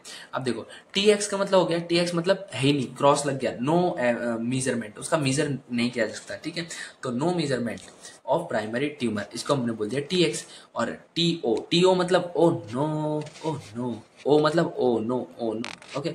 ऊनो होता है ना, यू एन ओ, तो वैसे वाला भी बोल सकते हैं, या फिर ओ नो ये मैंने क्या कर दिया, तो वैसा वाला, ठीक है। तो ओ नो, तो टी ओ एन ओ मतलब no evidence of primary tumour. पहले में क्या था, कैन नॉट मीजर, दूसरे में एविडेंस नहीं है। फिर टी आई एस मतलब ट्यूमर इनसाइटू। अब ये तो हो गए 3 जो कि 1 2 3 के अलावा थे। अब 1 2 3 पे आ जाते हैं भाई। अब T1 में क्या है, ट्यूमर साइज बढ़ रही है, T2 में क्या हो रही है 2 से 3 सेंटीमीटर, T3 में 3 to 5 सेंटीमीटर और T4 में 5 सेंटीमीटर से ज़्यादा। 2 है तो 2 से 3 सेंटीमीटर, 3 है तो 3 से 5 सेंटीमीटर, ओके, और 4 है तो 5 से ज़्यादा सेंटीमीटर। समझ में है, ये कुछ नहीं रटने का है, ठीक है, समझने का कुछ भी नहीं है इसमें। एन मतलब बात करें तो एन मतलब एनएक्स, एनएक्स का मतलब cannot measure, lymph node को मीजर नहीं कर सकते। एनओ मतलब नो एविडेंस ऑफ नर्व, क्या नाम है, lymph node involvement, okay. N one में मतलब एक लिम्फ नोड इन्वॉल्व है, एन टू मतलब एक से ज्यादा है, पता नहीं कितने, और एन थ्री मतलब सारे ही है, ठीक है। यदि एक इन्वॉल्व है तो एन वन, दो इन्वॉल्व है मतलब एक से ज्यादा इन्वॉल्व है तो एन टू, और यदि सारे इन्वॉल्व है तो एन थ्री, ठीक है। यदि हम बात करें मेटास्टेसिस के बारे में, तो मेटास्टेसिस कैन नॉट मीजर, तो M X, M O no metastasis और एम वन मेटास्टेसिस प्रेजेंट, ठीक है। तो समझ में आ गया, tumour size T1 T2 T3 T4, ठीक है। Lymph node L1 L2 L3 और मेटास्टेसिस LM1, ठीक है। 0 और TX तो सभी में है, मतलब X और 0 तो सभी में है, ओके। अब स्टेजेस के बारे में बात कर लेते हैं। तो भाई जब कैंसर 0 स्टेज में होता है तो उसमें TNM क्लासिफिकेशन तीनों 0 होता है, मतलब नो ट्यूमर। कैंसर अपनी फर्स्ट स्टेज में आता है तो T1 मतलब साइज कितनी होती है, 2 सेंटीमीटर के आसपास, या थोड़ा अपने ग्रोथ करना स्टार्ट करता है ट्यूमर, ठीक है। NO कोई लिम्फ नोड इन्वॉल्व नहीं होता, मेटास्टेसिस नहीं होती। स्टेज सेकंड में देखा जाए तो T2 हो जाता है, यानी कि 2 सेंटीमीटर तक इसकी साइज हो जाती है, ट्यूमर की साइज। लिम्फ नोड एक इन्वॉल्व हो सकता है और M 0 रहता है। T3 की बात करें तो उसमें 3 हो जाता है, यानी 3 to 4 सेंटीमीटर की ट्यूमर की साइज हो जाती है। N2 मतलब एक से ज्यादा लिम्फ नोड अफेक्ट हो सकते हैं, और मेटास्टेसिस तो अभी भी नहीं है। लेकिन जो लास्ट कैंसर है, लास्ट स्टेज है कैंसर की, उसमें क्या होगा, T4 यानी कि 5 सेंटीमीटर से ज्यादा की साइज होगी। N3 मतलब कि 3 से ज़्यादा या फिर सारे लिम्फ नोड अफेक्ट हो चुके हैं, और M1 मतलब कि मेटास्टेसिस भी प्रेजेंट है। अब ये तो हो गए स्टेजेस। अब कार्सिनोमा इंसाइटो के लिए पूछा जाए तो TISNOMO, ओके। वार्निंग साइंस को भी हम देख लेते हैं। वार्निंग साइंस में आता है कॉशन। सी मतलब होता है CAUTI1 कॉशन, ओके। तो सी मतलब क्या हो गया, change in bowel and bladder pattern, sore that does not heal. U मतलब हो गया अनयूजुअल ब्लीडिंग। टी मतलब thickening of lumps in a breast, मतलब ब्रेस्ट कैंसर में देखा जाता है। आई मतलब इंजेक्शन डिफिकल्टी, खाने में डिफिकल्टी हो रही है। ओ मतलब obvious change in colour of mole, है ना। और एन मतलब नेगिंग कफ। तो ये होते हैं, क्या क्या होते हैं, CAUTION, कि भाई bowel and bladder movement change हो सकते हैं, ठीक है। एक सोर है जो कि हील नहीं हो रहा है, फिर अनयूजुअल ब्लीडिंग हो रही है, थिकनिंग हो रही है, लम्स क्रिएट हो रहे हैं, फिर ठीक है खाना खाने में दिक्कत आ रही है, और कोई चेंज हो रहा है कलर में, जो मोल है उसमें, ठीक है, और नेगिंग कफ भी होता है। तो ये सारे क्या हो गए, वार्निंग साइन, 7 वार्निंग साइन होते हैं, ठीक है। नेक्स्ट हम बात करते हैं लेवल ऑफ प्रिवेंशन के बारे में। अब लेवल ऑफ प्रिवेंशन तो हमेशा 3 ही होते हैं ना, प्राइमरी, सेकेंडरी और टर्शरी। अब प्राइमरी में क्या है भाई, रिस्क को मिनिमाइज करना। रिस्क को हम मिनिमाइज कैसे कर सकते हैं, बोलेंगे भाई स्मोकिंग कम करो, ठीक है, टबैको कम खाओ। स्मोकिंग क्या करता है, हमारे लंग कैंसर कर सकता है। टबैको क्या कर सकता है, माउथ कैंसर कर सकता है। अल्कोहल लिवर को डैमेज करता है। हाइजीन पे ज़्यादा ध्यान दो। ऑक्यूपेशनल हजार्ड से बचो, सिलिकोसिस टाइप से, ठीक है, जो कि लंग कैंसर के लिए काफ़ी एक तरीके से रिस्क फैक्टर है। डाइटरी मॉडिफिकेशन करो, है ना। कई सारे ऐसे केमिकल्स भी आते हैं जिनकी वजह से कैंसर बढ़ने के चांसेस होते हैं, मतलब कैंसर होने के चांसेस बढ़ते हैं, ठीक है। तो और उसके अलावा केमिकल एक्सपोजर से बचो, सनलाइट के एक्सपोजर से बचो। मान लो रेडिएशन हो गई, ठीक है, तो रेडिएशन एक्सरे से हम क्यों बचते हैं, कि जिससे कि कैंसर ना हो हमारे, है ना। तो ये हो गया प्राइमरी प्रिवेंशन, मतलब कि प्रिवेंट कर रहे हैं, हम अपने आप को बचा रहे हैं अलग अलग तरीकों से, ठीक है। अब सेकेंडरी प्रिवेंशन, भाई हो गया हमारे कैंसर, अर्ली डिटेक्ट करना है उसको, तो आप कैसे कर सकते हैं, तो अर्ली डायग्नोसिस और स्क्रीनिंग से। अर्ली डायग्नोसिस में क्या क्या आता है, रेडियोलॉजी आती है, biopsy, FNAC, fine needle aspiration cytography, okay, ERCP होता है, ब्लड टेस्ट होता है, हिस्ट्री फिजिकल एग्जामिनेशन होता है, ऑर्गन विजुलाइजेशन होता है, जिसमें एंडोस्कोपी हो गया, कोलोनोस्कोपी हो गया, लेप्रोस्कोपी हो गया और ब्रोंकोस्कोपी हो गया, ठीक है। यही हम बात, ये तो हो गए अर्ली डायग्नोसिस। अब हम बात करते हैं स्क्रीनिंग के बारे में। अर्ली डायग्नोसिस हमने देख लिया, तो स्क्रीनिंग देखे तो उसमें होता है breast self examination, testicular self examination, pap smear, है ना, प्रोस्टेट स्पेसिफिक एंटीजन PSA और मेमोग्राफी, ठीक है। ये आ गए स्क्रीनिंग में। तो ये आप नाम याद रखिएगा कि भाई डायग्नोसिस कितने होते हैं, तो biopsy, FNFC, ERCP, blood test, history physical examination, organ visualisation, और BS breast self examination, testicular self examination, pap smear, ये सब आपको नाम याद रखनी है, ठीक है। और यही नाम लिखे ना, बस काफी हो जाएगा। टर्शरी प्रिवेंशन की बात करें तो टर्शरी प्रिवेंशन का मतलब कि भाई स्ट्रेस तो काफी आगे तक पहुंच चुकी है, लेकिन डिसेबिलिटी को लिमिट करना है, मतलब मरने से बचाना है पेशेंट को। आप कैसे इसको ट्रीटमेंट कर सकते हैं, 3 टाइप के ट्रीटमेंट होते हैं, सर्जरी, रेडिएशन थेरेपी और कीमोथेरेपी। कीमोथेरेपी बेसिक होती है, ठीक है, और बेसिक कीमोथेरेपी तो होती है। रेडिएशन थेरेपी एक्सटर्नल भी हो सकती है और इंटरनल भी हो सकती है। सर्जरी हमारे पास 6 टाइप की होती है, डायग्नोस्टिक, प्रोफाइलेक्टिव, क्यूरेटिव, पैलेटिव, रिकंस्ट्रक्टिव और कंट्रोल। ये 6 टाइप की सर्जरी होती है, इन सभी के नाम आपको याद रखने हैं, ठीक है। तो ये हो गई हमारे पास प्रिवेंशन के बारे में बात। अब हम बात करते हैं ऑन्कोलॉजिकल इमरजेंसी के बारे में कि भाई ऑन्कोलॉजिकल इमरजेंसी क्या होती है। तो देखो, इसको याद करने का सबसे बेस्ट तरीका क्या है, तो ऑन्कोलॉजी क्या है, it is a branch of science that deal with the study of cancer neoplasm is called as oncology. Emergency क्या है, unforeseen combination of circumstances that need immediate action, okay. तो ये होगी। अब ऑन्कोलॉजिकल इमरजेंसी क्वेश्चन है ना, तो आप डायरेक्टली इसका मत लिखना, पहले ऑन्कोलॉजी की डेफिनेशन लिखना, फिर इमरजेंसी की डेफिनेशन लिखना, जो कि हमने मेंशन कर रखी है इस जगह पे, ठीक है। फिर लिखना ऑन्कोलॉजिकल इमरजेंसी की डेफिनेशन, वो क्या होती है, group of condition appear as a direct और इनडायरेक्ट रिजल्ट ऑफ कैंसर और its treatment that potentially a life threatening situation, okay, these condition require immediate intervention to prevent the loss of life, ठीक है। तो ये किसकी definition हो गई, oncological emergency की, ये ऑन्कोलॉजी की और ये इमरजेंसी की। 3 डेफिनेशन लिखोगे आधा पेज बढ़ जाएगा, ठीक है। नेक्स्ट हम बात करते हैं क्लासिफिकेशन। तो देखो 5 टाइप के क्लासिफिकेशन होते हैं। सबसे पहले होता है मेटाबॉलिक, दूसरा होता है न्यूरोलॉजिकल, हेमेटोलॉजिकल, इन्फेक्शियस और कार्डियोवास्कुलर। इसमें आता है हमारे पास acute tumour lysis syndrome, hyperkalaemia, hyponatraemia. Neurological में बात की जाए तो इनकी ICP मैलिग्नेंट और स्पाइनल कॉर्ड कंप्रेशन और पेन। कार्डियोवास्कुलर में SVC सिंड्रोम, ठीक है, सुपीरियर वेना केवा सिंड्रोम और मैलिग्नेंसी, पेरिकार्डियल इन्फ्यूजन। इन्फेक्शन की बात की जाए तो न्यूट्रोपिक फीवर हो सकता है, सेप्टिक शॉक हो सकता है, और हेमाटोलॉजिकल में हाइपर ल्यूकोसाइटोसिस हो सकता है, हाइपर विस्कोसिटी हो सकती है, ठीक है। ये सारी चीजें इसके टाइप, ये सब क्या होते हैं, इसके टाइप्स होते हैं, ठीक है। अब बात करते हैं साइन एंड सिम्टम के, भाई साइन एंड सिम्टम क्या क्या होंगे, तो साइन एंड सिम्टम ये हो गए। साइन एंड सिम्टम क्या क्या है भाई, जैसे ट्यूमर लाइसिस सिंड्रोम है, ठीक है, सबसे पहले वाले का है। इसमें क्या क्या होगा, इसमें होगा हमारे पास हाइपर कैलेमिया होगा, हाइपर यूरेकिमिया होगा, हाइपर फॉस्फेटिमिया होगा और हाइपोकैलेमिया होगा, ठीक है। जहाँ पे ज्यादा पोटेशियम आ रहा है वहाँ कैल्शियम कम होगा, ओके। स्पाइनल कॉर्ड कंप्रेशन में देखा जाए तो बैक पेन होगा, न्यूरोलॉजिकल प्रॉब्लम आएगी, बाउल एंड ब्लैडर डिस्फंक्शन होगा, वीकनेस होगी। सिंपल सी बात है भाई, हमारी स्पाइनल कॉर्ड क्या क्या करती है, बैक में होती है तो बैक पेन होगा, न्यूरोलॉजिकल प्रॉब्लम क्योंकि ब्रेन से एसोसिएटेड होती है, बाउल एंड ब्लैडर क्योंकि सैक्रम रीजन होता है वो बाउल ब्लैडर को कंट्रोल करता है, वीकनेस भाई चलेंगे कैसे, ये सारी चीजें स्पाइनल कॉर्ड कंप्रेशन यदि हो जाएगा तो होगी। हाइपर कैलेमिया हो जाएगा तो डिहाइड्रेशन हो जाएगा, वीकनेस आएगी, है ना, उसके अलावा फैटिकनेस आ जाएगी, पॉलीडिप्सिया पॉलीयूरिया हो जाएगा। SIADH है ना, सीवियर इनएबिलिटी इनकम्पेबिलिटी कुछ करके होता है, ADH मतलब कि ADH की कमी हो जाना, ठीक है। सीवियर इनएडिकेसी ऑफ ADH हार्मोन, इसमें क्या होगा, वीकनेस होगा, सीरम सोडियम लेवल है वो कम हो जाएगा, है ना, और जो मस्कुलर क्रैम्प आना स्टार्ट हो जाएंगे और फैटिकनेस हो जाएगी। सुपीरियर वेना केवा सिंड्रोम की बात करें तो इसमें जुगुलर वेन डिस्टेंशन हो सकता है, पेप्लियो एडिमा हो सकता है, हेडेक हो सकता है, ठीक है। ये इसके साइन एंड सिम्टम हो गए। अब डायग्नोस्टिक वॉल्यूशन में हमने क्या किया, हमने वही बायोप्सी, ECG, FNAC, ABG, ठीक है, ये ब्लड टेस्ट कर लिए, MRI, USG, CT scan, X ray, ये सब कर लिया। मैनेजमेंट में हमने डायरेटिक्स दे दी, एंटीबायोटिक्स दे दी, एनाल्जेसिक दे दी, एंटी कन्वल्सेंट और रेडियोथेरेपी दे दी। पेशेंट्स को क्या बोला कि भाई अच्छे से केयर करनी है आप लोगों को, ये रोल ऑफ नर्स हो गया। तो ये होगी ऑन्कोलॉजिकल इमरजेंसी, कुछ भी नहीं है। यदि क्वेश्चन आ जाता है, पहले ऑन्कोलॉजी की डेफिनेशन क्या होती है, it is a branch of science that deal with study of cancer, it's diagnosis, treatment and development. ठीक है, अब दूसरा क्या है, इमरजेंसी की डेफिनेशन लिखनी है। इमरजेंसी की डेफिनेशन क्या होती है, unforeseen circumstances that need immediate intervention.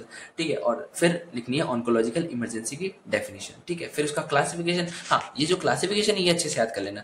अब हो सकता है ये आपको मिल जाए या ना मिले, क्योंकि मैंने 3 अलग अलग स्लाइड शेर से ढूंढ के लिखा था। ठीक है, फिर साइन एंड सिम्टम पे आ जाना। साइन एंड सिम्टम पे हमें 4 या 5 इंपॉर्टेंट डिजीजेस है, जैसे टिमरलाइसिस सिंड्रोम, इसका तो जरूर लिखना है। स्पाइनल कॉर्ड कंप्रेशन का याद हो ही जाएगा, हाइपरकैलेमिया का याद हो जाएगा, सीडा का याद हो जाएगा, और एसवीसी यानी सुपीरियर वेना केवा सिंड्रोम, इसका भी याद हो जाएगा। Okay, sign and symptom. फिर डायग्नोस्टिक इवोल्यूशन सबके कॉमन है ही, मैनेजमेंट में ये है, रोल ऑफ नर्स में ये रहा। ठीक है, नेक्स्ट हम बात करते हैं ब्रेस्ट कैंसर के बारे में। अब ब्रेस्ट कैंसर में देखो, ये जो ब्रेस्ट कैंसर है, अब इसका थोड़ा सा अलग तरीके से मैंने लिख रखा था। तो इंट्रोडक्शन में क्या लिखेंगे, इंट्रोडक्शन में हम लिखेंगे ब्रेस्ट के बारे में। Breast is a secondary sexual organ. ठीक है, it present in both male and female. Prominent किस्म होती है मेल में, और सॉरी फीमेल में, और रिडिमेंट्री किस्म होती है मेल में। तो ये इंट्रोडक्शन की लाइन होगी। फिर malignant neoplasm of breast is called as adeno carcinoma. अब malignant neoplasm of breast is called as adeno carcinoma. ठीक है, ये थर्ड लाइन होगी। फोर्थ लाइन क्या लिखते हैं, फोर्थ लाइन लिखते हैं कि most of the breast cancer found in right upper outer quadrant under areola. ठीक है, तो बहुत इंपॉर्टेंट है, सॉरी ओके।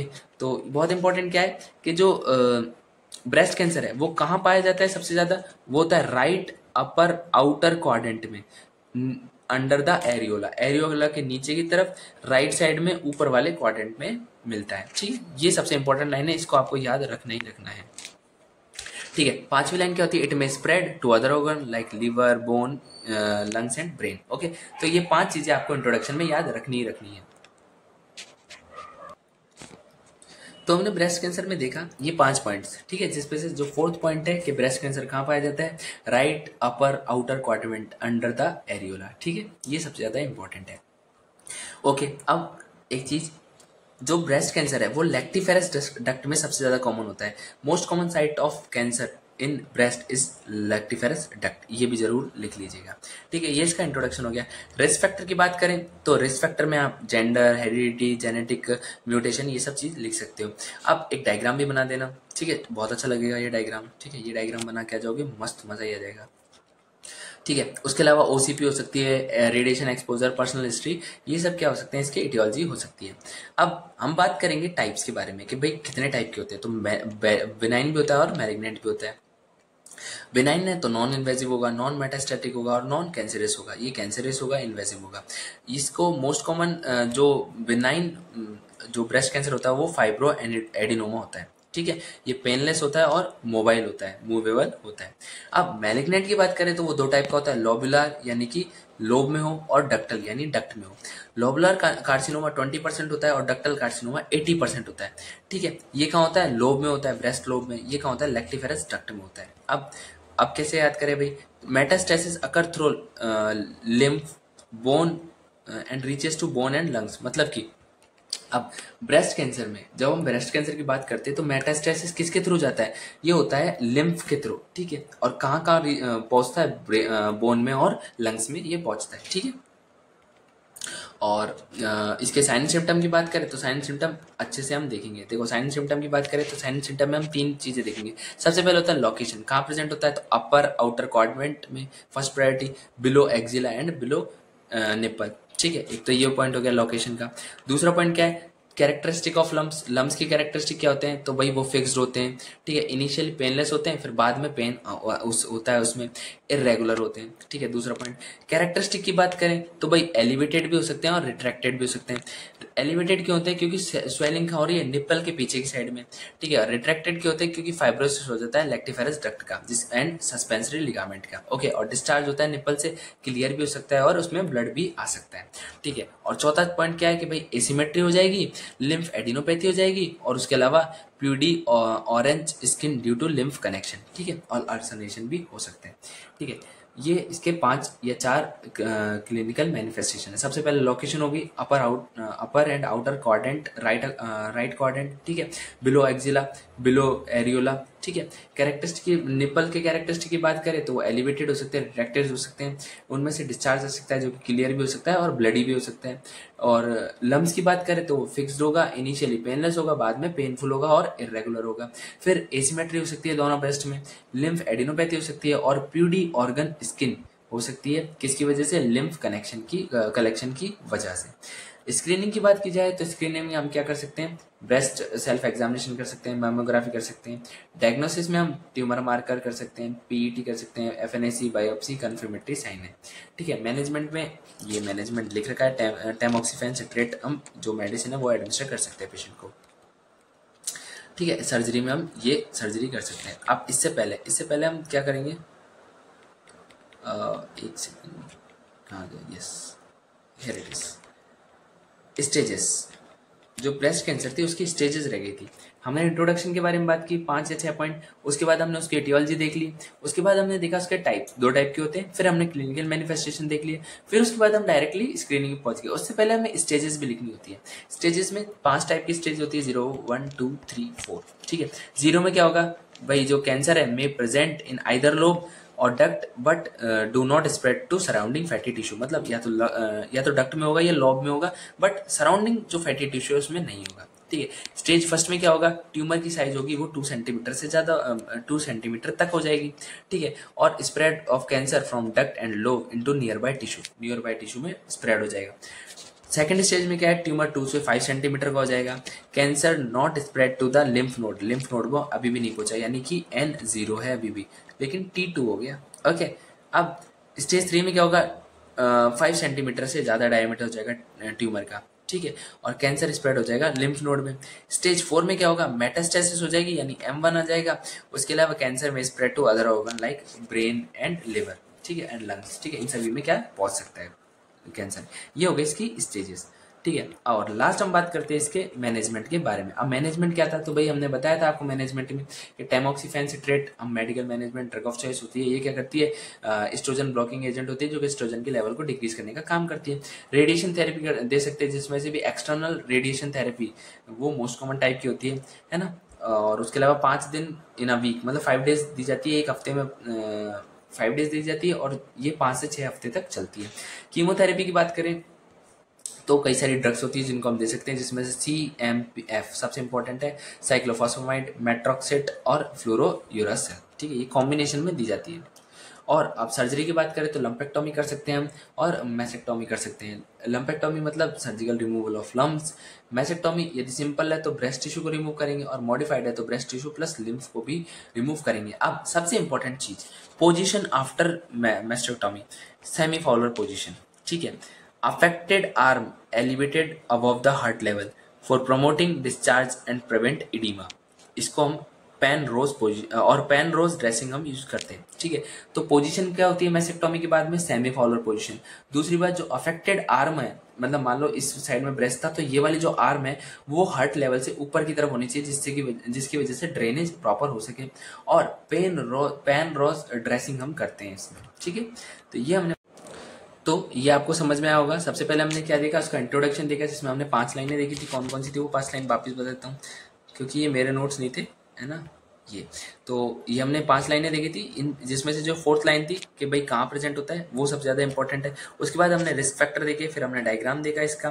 ठीक है। फिर हमने टाइप्स देखे, बेनाइन और मैलिग्नेंट होता है। फिर हमने इसके साइन एंड सिम्टम देखे, जिसमें लोकेशन सबसे पहले देखी, फिर कैरेक्टरिस्टिक लम्प्स के, फिर निपल के, उसके बाद अदर क्लिनिकल मैनिफेस्टेशन देखे। फिर हम इसकी स्टेजेस में पहुंच गए। कितनी स्टेजेस होती हैं? तो टोटल इसकी 5 स्टेज होती है, 0, 1, 2, 3, 4। ठीक है। उनको डिस्क्राइब कर दिया।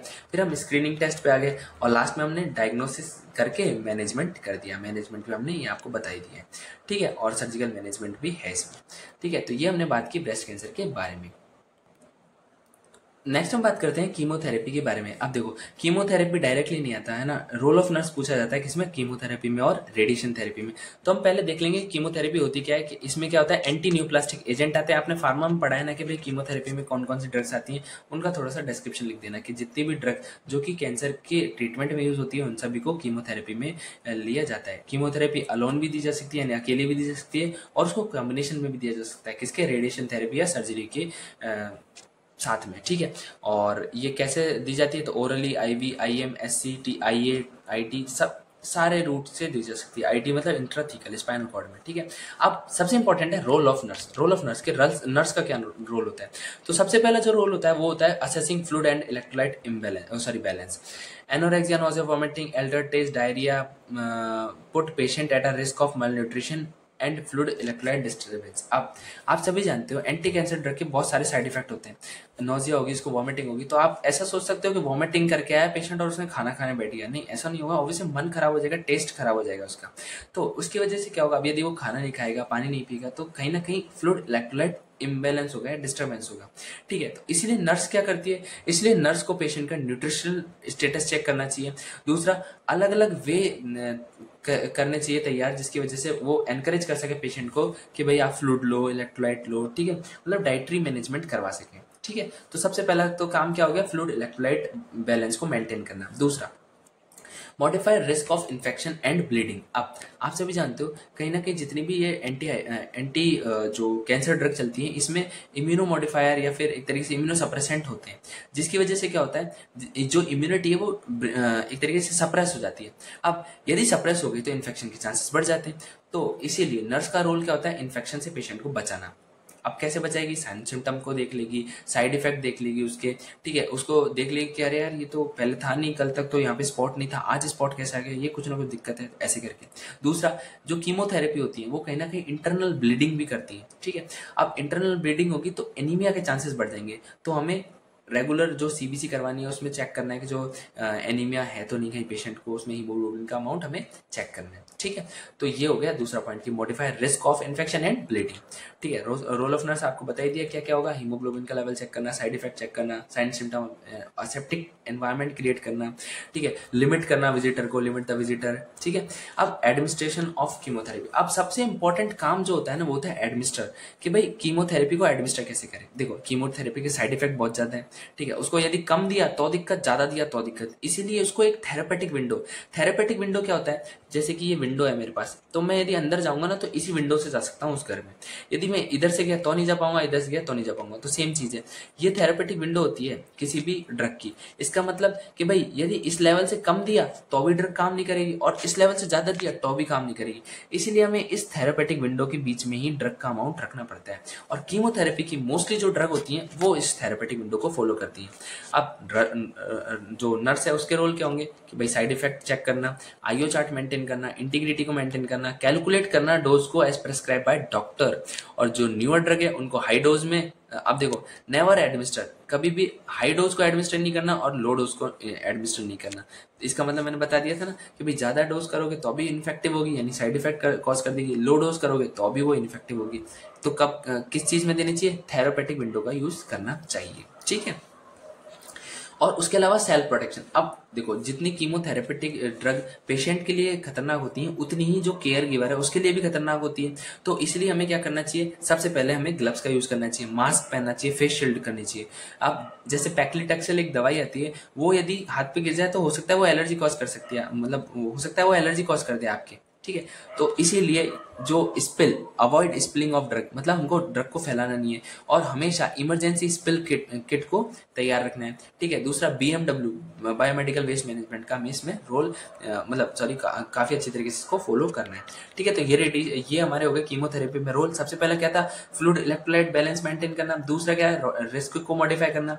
तीसरा क्या, कीमोथेरेपी को एडमिनिस्टर करते टाइम क्या क्या रोल है वो इसमें है। चौथा पॉइंट क्या है, खुद की कैसे सुरक्षा करें, ठीक है। नेक्स्ट हम बात करते हैं रेडिएशन थेरेपी के बारे में। अब रेडिएशन थेरेपी क्या होती है भाई, तो जो कीमोथेरेपी के साथ में दी जाए जिससे कि कीमोथेरेपी का इफेक्ट बढ़ जाए उसे हम रेडिएशन थेरेपी कहते हैं। इसमें क्या करते हैं, छोटे छोटे जो सब एटॉमिक पार्टिकल्स होते हैं उनका एक्सपोजर किया जाता है, जो कि हाई बीम के होते हैं, जिसकी वजह से जो कैंसरस सेल है वो डैमेज हो जाती है। बट ये कहीं ना कहीं हमारे जो नॉर्मल सेल है उनको भी डैमेज करते हैं। दो टाइप के होते हैं, एक्सटर्नल और इंटरनल रेडिएशन थेरेपी, जिसमें रोल ऑफ नर्स ये मेंशन है, ठीक है। अब क्या क्या रोल ऑफ नर्स है, देखो इसको कोई स्पेसिफिक तो नहीं है, बट इतना है कि जैसे अब इंटरनल जो रेडिएशन थेरेपी होती है उसमें हम क्या करते हैं, हम पेशेंट को एक प्राइवेट रूम में लेके जाते हैं, जिससे कि रेडिएशन है वो केवल पेशेंट तक ही सीमित रहे, दूसरे तक ना आए, ठीक है। इसके लिए नर्स का क्या रोल होता है, नर्स पहली बात कि जो नर्स है वो खुद लेड एप्रन पहने, ठीक है। दूसरा, विजिटर्स को लिमिट करे कि भाई ज्यादा विजिटर ना आए एक साथ। दूसरा, पूरे दिन में आधी या 1 घंटा ही पेशेंट को जो विजिटर है या फिर जो अटेंडेंट है पेशेंट के, उनको अलाउ करें।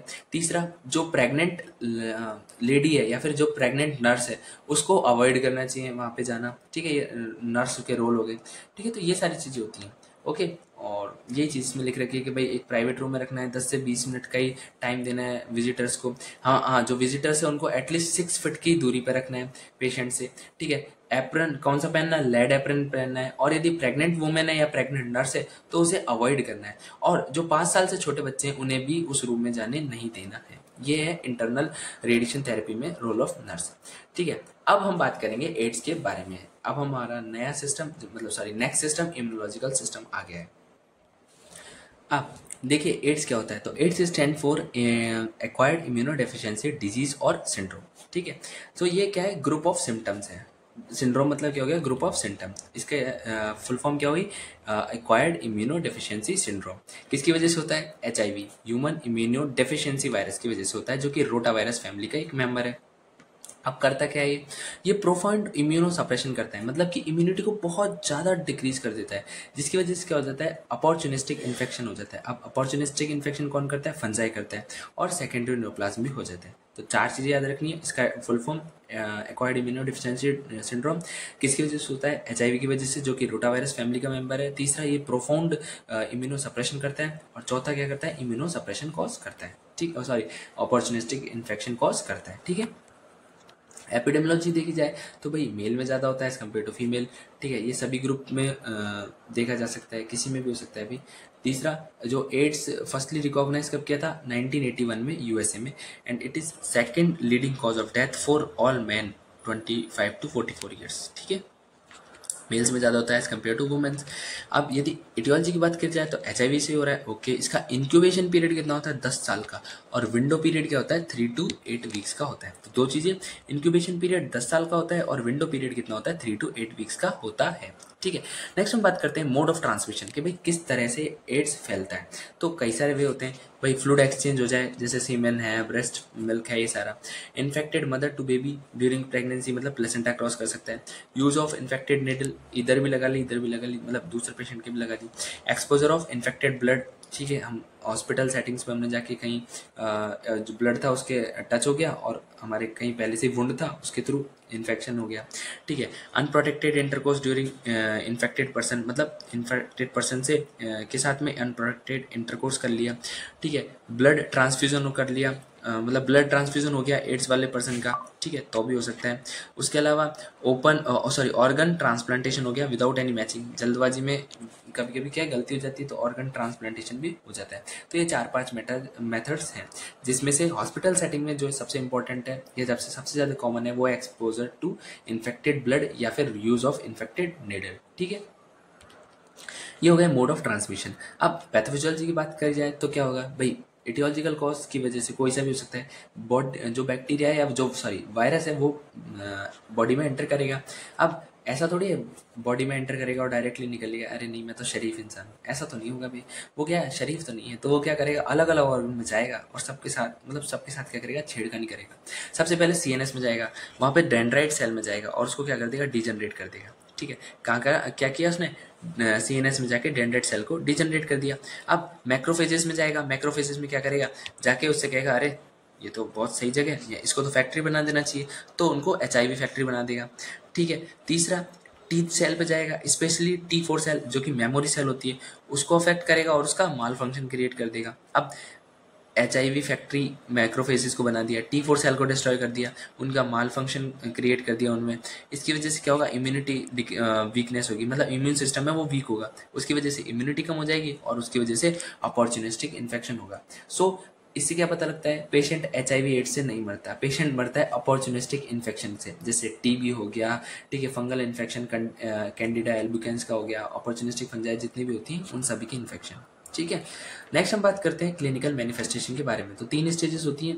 पहली होती है एक्यूट स्टेज, जो कि 2 to 6 वीक पोस्ट एक्सपोजर होती है। मतलब एक्सपोजर आज हुआ तो आज से 2 से 6 वीक तक जो भी साइन एंड सिम्टम आएंगे उसे हम स्टेज फर्स्ट में काउंट करेंगे, जिसमें फीवर सबसे कॉमन है, सोर थ्रोट हो सकता है, वीकनेस, चिल, रैशेस, ठीक है, ये सब होते हैं। सेकंड फेज में क्या होगा, CD4 cell count slowly drops. मतलब हम जब ब्लड टेस्ट करवाएंगे तो उसमें पता लगेगा T4 सेल का काउंट डिक्रीज हो रहा है, ठीक है। Many disease like symptoms appear होंगे, कि मतलब अलग अलग डिजीज के सिम्टम अपीयर हो रहे हैं, कि भैया UTI भी हो रहा है, उसके अलावा RTI भी हो रहा है, सब कुछ हो रहा है। स्टेज थर्ड में आते आते ट्यूबरक्लोसिस, मेनिंजाइटिस, कापोसिस सार्कोमा, मतलब देखो कितनी सारी, ओरल कैंडिडियासिस। तो पेशेंट HIV एड्स से सच में नहीं मरता, वो अपॉर्चुनिस्टिक इन्फेक्शन की वजह से मरता है, ठीक है। नेक्स्ट डायग्नोस्टिक इवैल्यूएशन में हम क्या कर सकते हैं, तो हम अलग अलग टाइप का, जैसे स्क्रीनिंग टेस्ट है ELISA, ठीक है, उसको करवा सकते हैं। वेस्टर्न ब्लॉट जो कि कंफर्मेटरी टेस्ट है, उसको हम करवा सकते हैं, ठीक है। कई बार ELISA पॉजिटिव आ जाता है लेकिन वेस्टर्न ब्लॉट नेगेटिव आ जाता है, तो वो पेशेंट को HIV नहीं है, ठीक है। तो इसीलिए ELISA से मतलब ELISA पे पूरा रिलाई नहीं करना है हमें, है ना, कि भाई हाँ ELISA पॉजिटिव आ गया तो सब कुछ पॉजिटिव। अच्छा, आप लोग क्या ही करोगे, ठीक है। प्रिवेंशन की बात करें तो प्रिवेंशन ऑफ HIV का प्रिवेंशन कैसे कर सकते हैं, तो देखो अलग अलग अप्रोचेस है। सबसे पहले हम क्या करेंगे, prevention is always better than cure. तो हम क्या करेंगे, एडवाइस करेंगे पेशेंट्स को, उनको क्या बोलेंगे, भाई मल्टीपल सेक्स पार्टनर नहीं, मतलब उनको अलाउ नहीं करना। दूसरा, यूज कॉन्डम का यूज करना है, निडल को शेयर नहीं करना, ड्रग एब्यूज नहीं करना है, ठीक है। ऑब्वियसली ड्रग एब्यूज जब हम इंट्रावेनस, कई सारे ड्रग्स होती हैं जिनको इंट्रावेनस दिया जाता है, तो उसकी वजह से निडल्स को शेयर कर लेते हैं वो लोग, ठीक है। मतलब देखो इतनी महंगी ड्रग खरीद सकते हैं लेकिन एक निडल नहीं खरीद सकते, ठीक है। सेक्स एजुकेशन प्रोवाइड करवानी है। उसके अलावा हेजिटेट टू टेल डॉक्टर, भाई ऐसा नहीं है कि डॉक्टर को बताने से ऐसे झिझका रहे हो कि भाई हमें एड्स हो गया तो क्या हो गया, ठीक है, हुआ ही है, जल्दबाजी। यदि आप जल्दी से ट्रीटमेंट कर लोगे तो सही हो जाएगा, और यदि डिले करोगे तो मरना तो है ही वैसे भी, ठीक है, तो मरो फिर। वैक्सीन लगा सकते हैं हम पेशेंट को। उसके अलावा हेल्थ एजुकेशन, सॉरी पेशेंट को नहीं, जो पर्सन है उनको वैक्सीन लगा सकते हैं, हेल्थ एजुकेशन प्रोवाइड करवा सकते हैं उनको, इस जो अवेयरनेस है वो स्प्रेड करवा सकते हैं, ठीक है। अनप्रोटेक्टेड सेक्स के को अवॉइड करने के लिए हम उनको एक तरीके से बता सकते हैं, ठीक है, ये सारी चीज़ें हम कर सकते हैं। दूसरा, एंटीवायरल ट्रीटमेंट हम चला सकते हैं, उसमें आता है NRTIS और NNRTIS, दोनों आपने कहाँ पढ़ी है, फार्मा में पढ़ी है, मैंने बताया था आपको। प्रोटीएज इनिबिटर, इंटीग्रेज इनिबिटर, याद आ रहा है, जितने भी एग्जाम्पल्स थे वो सारे, है ना। इंडोनावीर करके एक दो एग्जाम्पल थे, मुझे याद आ रहा है जहाँ तक, है ना। अब प्राइमरी हेल्थ केयर भी हम कर सकते हैं, जैसे wide ranging of health implication, essential of integrate AIDS control, ठीक है। हमारी जो गवर्नमेंट ऑफ इंडिया है उन्होंने कई सारे प्रोग्राम चला रखे, जैसे कि एक प्रोग्राम है नेशनल एड्स कंट्रोल प्रोग्राम, ठीक है, उसके थ्रू भी अवेयरनेस फैलाई जा रही है। पेशेंट्स को, जो पर्सन है उनको बताया जा रहा है कि एड्स इस तरह से फैल सकता है, तो आपको ये प्रोटेक्शन यूज़ करनी चाहिए, ठीक है। अब हेल्थ केयर वर्कर के लिए क्या है भाई, PPE किट का यूज़ करो, BMW प्रॉपरली करो, ठीक है। उसके अलावा स्टेराइल कंडीशन को मेंटेन करके रखो, हैंड हाइजीन मेंटेन करो, यूनिवर्सल प्रिकॉशन को स्ट्रिक्टली फॉलो करो। एड्स के बाद हम बात करते हैं ग्लूकोमा के बारे में, कि ग्लूकोमा क्या होता है। तो देखो पहले भी हमने जो एक वीडियो बनाया था ग्लूकोमा के ऊपर, मतलब आई वाला, तो उसमें हमने ये सब चीज़ें डिस्कस की हैं, तो इसको जल्दी से डिस्कस कर लेते हैं। It is a global cause of blindness, ठीक है, और identify by Richard Bannister, and term glaucoma means group of ocular condition that is characterise by optic nerve damage, तो GIT, ठीक है, पहले बता दिया अच्छे से। फिर दूसरा, डेफिनेशन की बात की जाए तो it is a group of disorder that is characterise by AOP, A मतलब abnormal increase in IOP, O मतलब optic nerve damage, and P मतलब पेरिफेरल विजुअल फील्ड लॉस, तो AOP, ठीक है, किससे कैरेक्टराइज होता है, AOP से, ठीक है। अब दूसरा क्या है, नेक्स्ट है इसके पास कि भाई ग्लूकोमा क्या है, पिक डिसऑर्डर है, P मतलब एक तरीके से progressive, irreversible and chronic disorder है, that is occur due to aqueous humour production and decrease in outflow, मतलब या फिर ऑब्स्ट्रक्शन इन आउटफ्लो, जिसकी वजह से क्या होगा, IOP बढ़ जाएगा और ब्लाइंडनेस हो जाएगी। कॉजेस पता ही रखें। क्लासिफिकेशन 2 टाइप के होते हैं, कंजेनाइटल और एक्वायर्ड। कंजेनाइटल 3 टाइप के होते हैं, ट्रू, इन्फेंटाइल और जुवेनाइल। यदि ये तो 40% होता है सारे कंजेनाइटल केसेस का, ये 10% होता है, ये 5%। यदि IOP बढ़ जाए इंट्रायूटेराइन लाइफ में तो उसको ट्रू कंजेनाइटल बोलते हैं, 1 से 3 साल में बढ़े तो इन्फेंटाइल, और 3 से 16 साल में बढ़े तो जुवेनाइल। यदि यही बात करें हम एक्वायर्ड के बारे में, तो एक्वायर्ड में 2-3 टाइप होते हैं, सबसे पहले प्राइमरी, सेकेंडरी और ट्रॉमेटिक। प्राइमरी दो सब टाइप होते हैं, primary open angle, primary close angle. Open angle को क्रोनिक सिंपल ग्लूकोमा ही बोलते हैं। इसका मेन कॉज होता है एक्वस ह्यूमर का प्रोडक्शन बढ़ना, जिसकी वजह से ब्लाइंडनेस होती है। क्लोज एंगल में क्या होता है, एक्यूट कंजेस्टिव ग्लूकोमा बोलते हैं इसको। ये किसकी वजह से होता है, ये ऑब्स्ट्रक्शन की वजह से होता है। किसमें, आउटफ्लो में, एक्वस ह्यूमर का आउटफ्लो में ऑब्स्ट्रक्शन हो जाता है, इसकी वजह से पेन भी होता है और ब्लाइंडनेस भी होती है। ठीक है, ये इमरजेंसी सिचुएशन है। सेकेंडरी ग्लूकोमा की बात करें तो दूसरी डिजीज की वजह से होगा, और ट्रॉमेटिक ग्लूकोमा की बात करें तो ये इंजरी की वजह से होगा। ठीक है, अब देखिए यही चीज़ हमने बड़े वाले नोट्स में भी लिख रखी है। ठीक है, सेम चीज़ है, कोई भी चेंज नहीं है। ओके, नेक्स्ट हम बात करते हैं इसके बाद इसकी पैथोफिजियोलॉजी। पैथोफिजियोलॉजी में क्या होगा भाई, पैथोफिजियोलॉजी में due to aetiological cause aqueous humour production increases और उसका आउटफ्लो डिक्रीज हो जाएगा। दोनों की वजह से जो एक्वस ह्यूमर है उसका अमाउंट आंख के अंदर वो बढ़ जाएगा, जिसकी वजह से क्या होगा, आईओपी बढ़ जाएगी। अब आईओपी बढ़ेगी तो कहीं ना कहीं वो नर्व को या फिर ब्लड सप्लाई को सप्रेस करेगी, जिसकी वजह से क्या होगा, ब्लड सप्लाई जो ब्लड की जो सप्लाई है वो कम हो जाएगी रेटाइना तक। अब यदि वहां तक जो ब्लड सप्लाई वो कम हुई, उसकी वजह से क्या होगा, टिश्यू में इस्चीमिया कंडीशन आ जाएगी, जिसकी वजह से विजन का लॉस हो जाएगा। फिर स्टेजेस की बात करें तो स्टेजेस होती हैं कुछ, सबसे पहले इनिशिएटिव स्टेज, फिर स्ट्रक्चरल अल्टरेशन, फिर फंक्शनल अल्टरेशन, फिर ऑप्टिक नर्व डैमेज और ब्लाइंडनेस। ये स्टेजेस हो गई ग्लूकोमा की। फिर हम बात करते हैं इसके क्लिनिकल मैनिफेस्टेशन। देखो पेरीफेरी विजन लॉस हो रहा था, मतलब देखो ये हमारी आंख है, ठीक है। अब ये जो पेरीफेरी है इसका विजन लॉस हो गया, तो क्या बचा, बीच वाले बचा ना केवल, तो इसको हम क्या बोल सकते हैं, टनल विजन बोल सकते हैं। मतलब एक तरीके से टनल बन गई ना, तो जैसे पहाड़ होता है तो उसमें बीच में से टनल निकालते हैं, ओनली सेंट्रल विजन प्रेजेंट रहता है, पेरीफेरी का विजन नहीं होता, तो बस वही है, टनल विजन होगा। आईओपी बढ़ेगा, एकोमोडेशन डिक्रीज होगा, पेन होगा। इसमें पेन किसमें होगा, प्राइमरी क्लोज एंगल ग्लूकोमा में। ठीक है, ब्लड विजन हो जाएगा, हेडेक हो जाएगा, colourful haloes around the right and nausea vomiting. अब ये कलरफुल हेलोज के, तो जो चश्मा पहनने वाले वो अच्छे से रिलेट कर पाएंगे। आपने कभी अपने चश्मे को पहना है, उसमें पानी की बूंद गिरा के देखा है क्या कभी? मान लो जैसे अपन पानी पीना तो गिर जाती है कभी कभी, और फिर उसी से हम लाइट की तरफ देखते हैं, तो वो 7 कलर्स दिखते हैं ना, उन्हीं को हम बोलते हैं colourful haloes around the right. ठीक है, तो एक बार करके देखना, मैंने करके देखा है भाई। आँख चश्मा होता है, चश्मे पे पानी डाला थोड़ा सा, फिर उसको लाइट की तरफ ऐसे रिफ्लेक्ट मतलब देखा उसकी तरफ, तो अलग अलग कलर्स दिखते हैं। ठीक है, इसी को हम बोलते हैं colourful haloes around the light. ठीक है, फिर डायग्नोस्टिक इवैल्यूएशन में सबसे इंपॉर्टेंट है टोनोमेट्री, जो कि confirmatory sign and symptom confirmatory diagnostic evaluation है। मेडिकल मैनेजमेंट की बात करें तो देखो सबसे पहले होती है मायोटिक्स। हम मायोटिक्स दे सकते हैं जो कि आउटफ्लो को बढ़ाती है, एग्जांपल है पिलियोकार्पिन। बीटा ब्लॉकर्स है, ये ड्रग ऑफ ये क्या होती है, एक्वस ह्यूमर के प्रोडक्शन को कम करती है, जिसमें टिमिलॉल आती है जो कि ड्रग ऑफ चॉइस है, किसमें, प्राइमरी ओपन एंगल ग्लूकोमा में। यदि है यही हम बात करें प्राइमरी क्लोज एंगल ग्लूकोमा में, तो उसमें लेंटोप्रोस्ट और डाइनोप्रोस्ट ये दोनों ड्रग ऑफ चॉइस होती हैं, जो कि होती है प्रोस्टाग्लैंडिन एनालॉग, जो कि यूवियोस्क्लेरल आउटफ्लो को बढ़ाती है। एक आती है मैनिटॉल, देखो ये ड्रग ऑफ चॉइस होती है इमरजेंसी ग्लूकोमा के अंदर। ठीक है, नेक्स्ट सर्जिकल ट्रीटमेंट की बात करें तो उसमें अलग अलग होता है, ट्रेबिकुलोप्लास्टी, ट्रेबिकुलेक्टोमी, इरेडेक्टोमी, सीलियरी डिस्ट्रक्शन एंड कैनुलोप्लास्टी। प्लास्टी का मतलब होता है सर्जिकल रिकंस्ट्रक्शन, और एक्टोमी का मतलब होता है सर्जिकल रिमूवल। तो ट्रेबिकुलर मेशवर का रिकंस्ट्रक्शन, इसको हम ने बोल दिया ट्रेबिकुलोप्लास्टी। और ट्रेबिकुलेक्टोमी क्या होता है, परमानेंट सर्जरी ऑफ चॉइस होती है, इसका मतलब होता है ट्रेबिकुलर मेशवर का सर्जिकल रिमूवल। ठीक है, आइरिडेक्टोमी मतलब आइरिस का सर्जिकल रिमूवल, और कैनुलोप्लास्टी मतलब स्कैलम का क्या है, सर्जिकल रिकंस्ट्रक्शन। ठीक है, नर्सिंग डायग्नोसिस की बात करें तो पेन होगा सबसे पहले होगा इम्पेयर्ड विजुअल फंक्शनिंग, जो आंखों से देख नहीं पाएगा ना कहीं लॉस हो रहा है, टनल विजन रह रहा है इसलिए। ठीक है, दूसरा क्या होगा, एक्यूट पेन होगा। तीसरा रिस्क ऑफ इन्फेक्शन हो सकता है। चौथा नॉलेज डेफिशिएंट भी हो सकता है। अब देखिए ये हमने इतना फास्ट इसलिए किया क्योंकि हमने पहले से डिस्कस किया हुआ है आप लोगों के साथ में, इसीलिए। ठीक है, सेकंड हम बात करते हैं कैटरेक्ट के बारे में। अब कैटरेक्ट क्या है, it is a most common cause of blindness in India. India में क्या है, मोस्ट कॉमन कॉज है ब्लाइंडनेस का। कैटरेक्ट क्या है, cloudiness and opacity of lens, मतलब जो लेंस है उसके सामने कुछ व्हाइट आ जाना है। ठीक है, more common in person with age more than 40 years, मतलब 40 साल से ज्यादा, मतलब बूढ़े लोगों में होता है, बड़े बच्चों में होता है। ठीक है, कैटरेक्ट की बात करें तो कैटरेक्ट क्या है, एक opacity and cloudiness of lens है, जिसकी वजह से जो इमेज फॉर्मेशन है वो नहीं होती, जिसकी वजह से ब्लड विजन हो जाता है। मतलब कि लेंस में ओपेसिटी आ जाती है, व्हाइट कलर का लेंस हो जाता है, जिसकी वजह से जो इमेज फॉर्मेशन है वो डिस्ट्रॉयड यानी डैमेज हो जाता है, जिसकी वजह से ब्लड विजन या ब्लाइंडनेस हो जाती है। ये एक्वायर्ड भी हो सकता है, कंजेनिटल भी हो सकता है। ठीक है, WHO के according cataract is a leading cause of blindness in world, ये इंपॉर्टेंट है सबसे ज्यादा। ठीक है, और नेक्स्ट अल्फाबेटिक यदि हम बात करें मीनिंग तो सी मतलब congenital, acquired, traumatic, age related, radiational, associated with disease, complication and toxic. ये भी आप लिख सकते हो, अच्छा इंपैक्ट पड़ेगा जो एग्जाम दे रहे उस पर। क्लासिफिकेशन की बात की जाए तो वही कंजेनाइटल एंड एक्वायर्ड। अब जो कंजेनाइटल वाला होता है, अब कंजेनाइटल कैटरेक्ट में भी एक एग्जांपल आता है हमारे पास, जो कि ये रहा हमारे पास, बिल्कुल कंजेनाइटल रूबेला सिंड्रोम, ठीक है, ब्लू डॉट कैटरेक्ट होता है। Blue dot cataract congenital rubella syndrome में मिलता है। तो ये सेकेंडरी कैटरेक्ट का भी एग्जांपल है और कंजेनाइटल कैटरेक्ट का भी एग्जांपल है, ठीक है।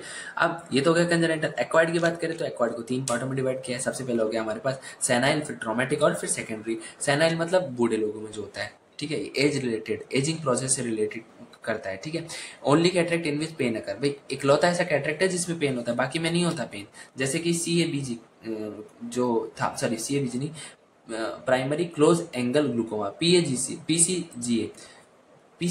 Sorry, primary close angle glaucoma में जैसे पेन हो रहा था, ऐसे कैटरेक्ट में भी केवल सेनाइल कैटरेक्ट है जिसमें पेन होता है, ठीक है। अब इसको भी 3 पार्टों में डिवाइड किया। ये हमारा लेंस है, ठीक है, देखो, और ये उसके ऊपर का कैप्सूल है, बस इतना याद रखना है ना। यदि लेंस के बीच वाले पार्ट में क्लाउडीनेस हो रही है तो उसको हमने बोल दिया न्यूक्लियर कैटरेक्ट, ठीक है। सेंटर में ओपेक्सिटी हो रही है तो न्यूक्लियर कैटरेक्ट। यदि चारों तरफ हो रही है, बीच में नहीं हो रही, मतलब देखो ये तो हो रही थी बीच में, अब यदि इसकी जगह हमने बात की कि चारों तरफ हो रही है, ये हो गई है मेरे पास चारों तरफ, तो इसको हमने क्या बोल दिया, कॉर्टिकल कैटरेक्ट। और तीसरा कि भाई ना तो हो रही यहाँ पे सेंटर में और ना ही हो रही पेरीफेरी में, ये हो रही है कहाँ पे, कैप्सुलर पार्ट में। ये जो कैप्सुलर पार्ट है इसमें क्लाउडीनेस हो रही है, तो उसको हमने बोल दिया पोस्टीरियर कैप्सुलर कैटरेक्ट, ठीक है। सेनाइल कैटरेक्ट 3 टाइप का होता है, न्यूक्लियर सेंटर में, सॉरी न्यूक्लियर कैटरेक्ट मतलब क्या हो गया, सेंटर में कैटरेक्ट होना, यानी क्लाउडीनेस सेंटर में आना।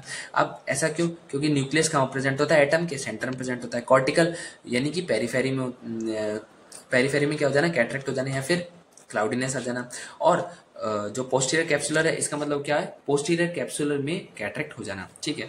ट्रॉमेटिक की बात करें तो ट्रॉमेटिक मतलब कोई भी ट्रॉमा की वजह से कैटरेक्ट होता है, जिसको हम रोजेट कैटरेक्ट बोलते हैं। सेकेंडरी कैटरेक्ट का मतलब क्या होता है, कोई और डिजीज की वजह से कैटरेक्ट हो, जैसे कि डायबिटीज मेलाइटिस की वजह से स्नोफ्लैक कैटरेक्ट होता है, ठीक है। मस्कुलर डिस्ट्रॉफी की वजह से क्रिसमस कैटरेक्ट होता है। विल्सन डिजीज की वजह से सनफ्लावर कैटरेक्ट होता है। देखो विल्सन डिजीज का मतलब होता है कॉपर का एक्युमुलेशन हो जाना, आंखों पे एक रिंग बन जाती है ना, तो उसको हम बोलते हैं विल्सन डिजीज। सनफ्लावर कैटरेक्ट, ठीक है, विल्सन में भी पीला पीला कॉपर होता है और सनफ्लावर में पीला पीला कॉपर होता है। स्टेरॉइड का यूज करने की वजह से कॉलीफ्लावर कैटरेक्ट हो जाता है और कंजेनिटल रूबेला सिंड्रोम में ब्लू डॉट कैटरेक्ट हो ही जाता है। अब पैथोफिजियोलॉजी की बात कर लेते हैं कि होता क्या है भाई, कि इटियोलॉजिकल कॉज की वजह से क्या हुआ, जो लेंस का मेटाबॉलिज्म वो डिस्टर्ब हो गया। अब लेंस का मेटाबॉलिज्म डिस्टर्ब हुआ तो उसने कहा ज्यादा पानी पी लेते हैं यार, मेटाबॉल जैसे हमारा पेट गड़बड़ होता है ना, हम पानी ज्यादा पी लेते हैं, वैसे ये क्या करेगा, पानी यानी कि वाटर को एब्जॉर्ब करेगा और स्वेल अप हो जाएगा। अब कोई चीज मोटी हो गई है तो उसके आर पार दिखना मुश्किल है, ठीक है, तो क्या हो जाएगा, इसकी ओपेक्सिटी बढ़ जाएगी, ट्रांसपेरेंसी डिक्रीज हो जाएगी और ओपेक्सिटी बढ़ जाएगी। समझ में आया, मतलब कि लेंस का मेटाबॉलिज्म डिस्टर्ब हुआ, उसने क्या किया, वाटर को स्वेल अप कर लिया, अब सॉरी वाटर को एब्जॉर्ब कर लिया जिसकी वजह से स्वेल अप हो गया यानी फूल गया। अब फूल गया तो उसकी ट्रांसपेरेंसी डिक्रीज हो गई, ट्रांसपेरेंसी डिक्रीज हुई तो कहीं ना कहीं ओपेक्सिटी तो बढ़ी और उसकी वजह से विजन लॉस हो जाएगा, ठीक है। क्लिनिकल मैनिफेस्टेशन की बात करें तो जैसे ग्लूकोमा में हमारे पास पेरीफेरी का जो विजन था वो लॉस हो रहा था, ऐसे इसमें सेंटर विजन लॉस हो रहा है, ठीक है। Centre vision loss, blood vision हो रहा है, व्हाइट आई हो रही है, डिप्लोपिया हो रहा है, कलर परसेप्शन डिक्रीज हो रहा है, नाइट विजन डिक्रीज हो रहा है, पेन हो रहा है इसमें, और रेड रिफ्लेक्स भी इसमें एब्सेंट होता है। रेड रिफ्लेक्स भी इसमें क्या हो जाता है, एब्सेंट हो जाता है।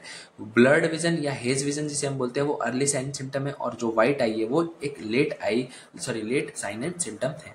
यदि इसकी बात करें डायग्नोस्टिक इवैल्यूएशन की बात करें तो इसमें स्लिट लैंप एग्जामिनेशन और स्टीआर टेस्ट इंपॉर्टेंट है। मेडिकल मैनेजमेंट में मेन टारगेट रहता है हमारा विजन को रिस्टोर करना, इसलिए हम माइड्रेटिक्स दे सकते हैं लेकिन शॉर्ट टर्म ड्यूरेशन के लिए, ठीक है। सर्जिकल ट्रीटमेंट में फीको एमल्सिफिकेशन जो सर्जरी है वो यूज की जाती है, मोस्ट कॉमन सर्जरी होती है कैटरेक्ट की।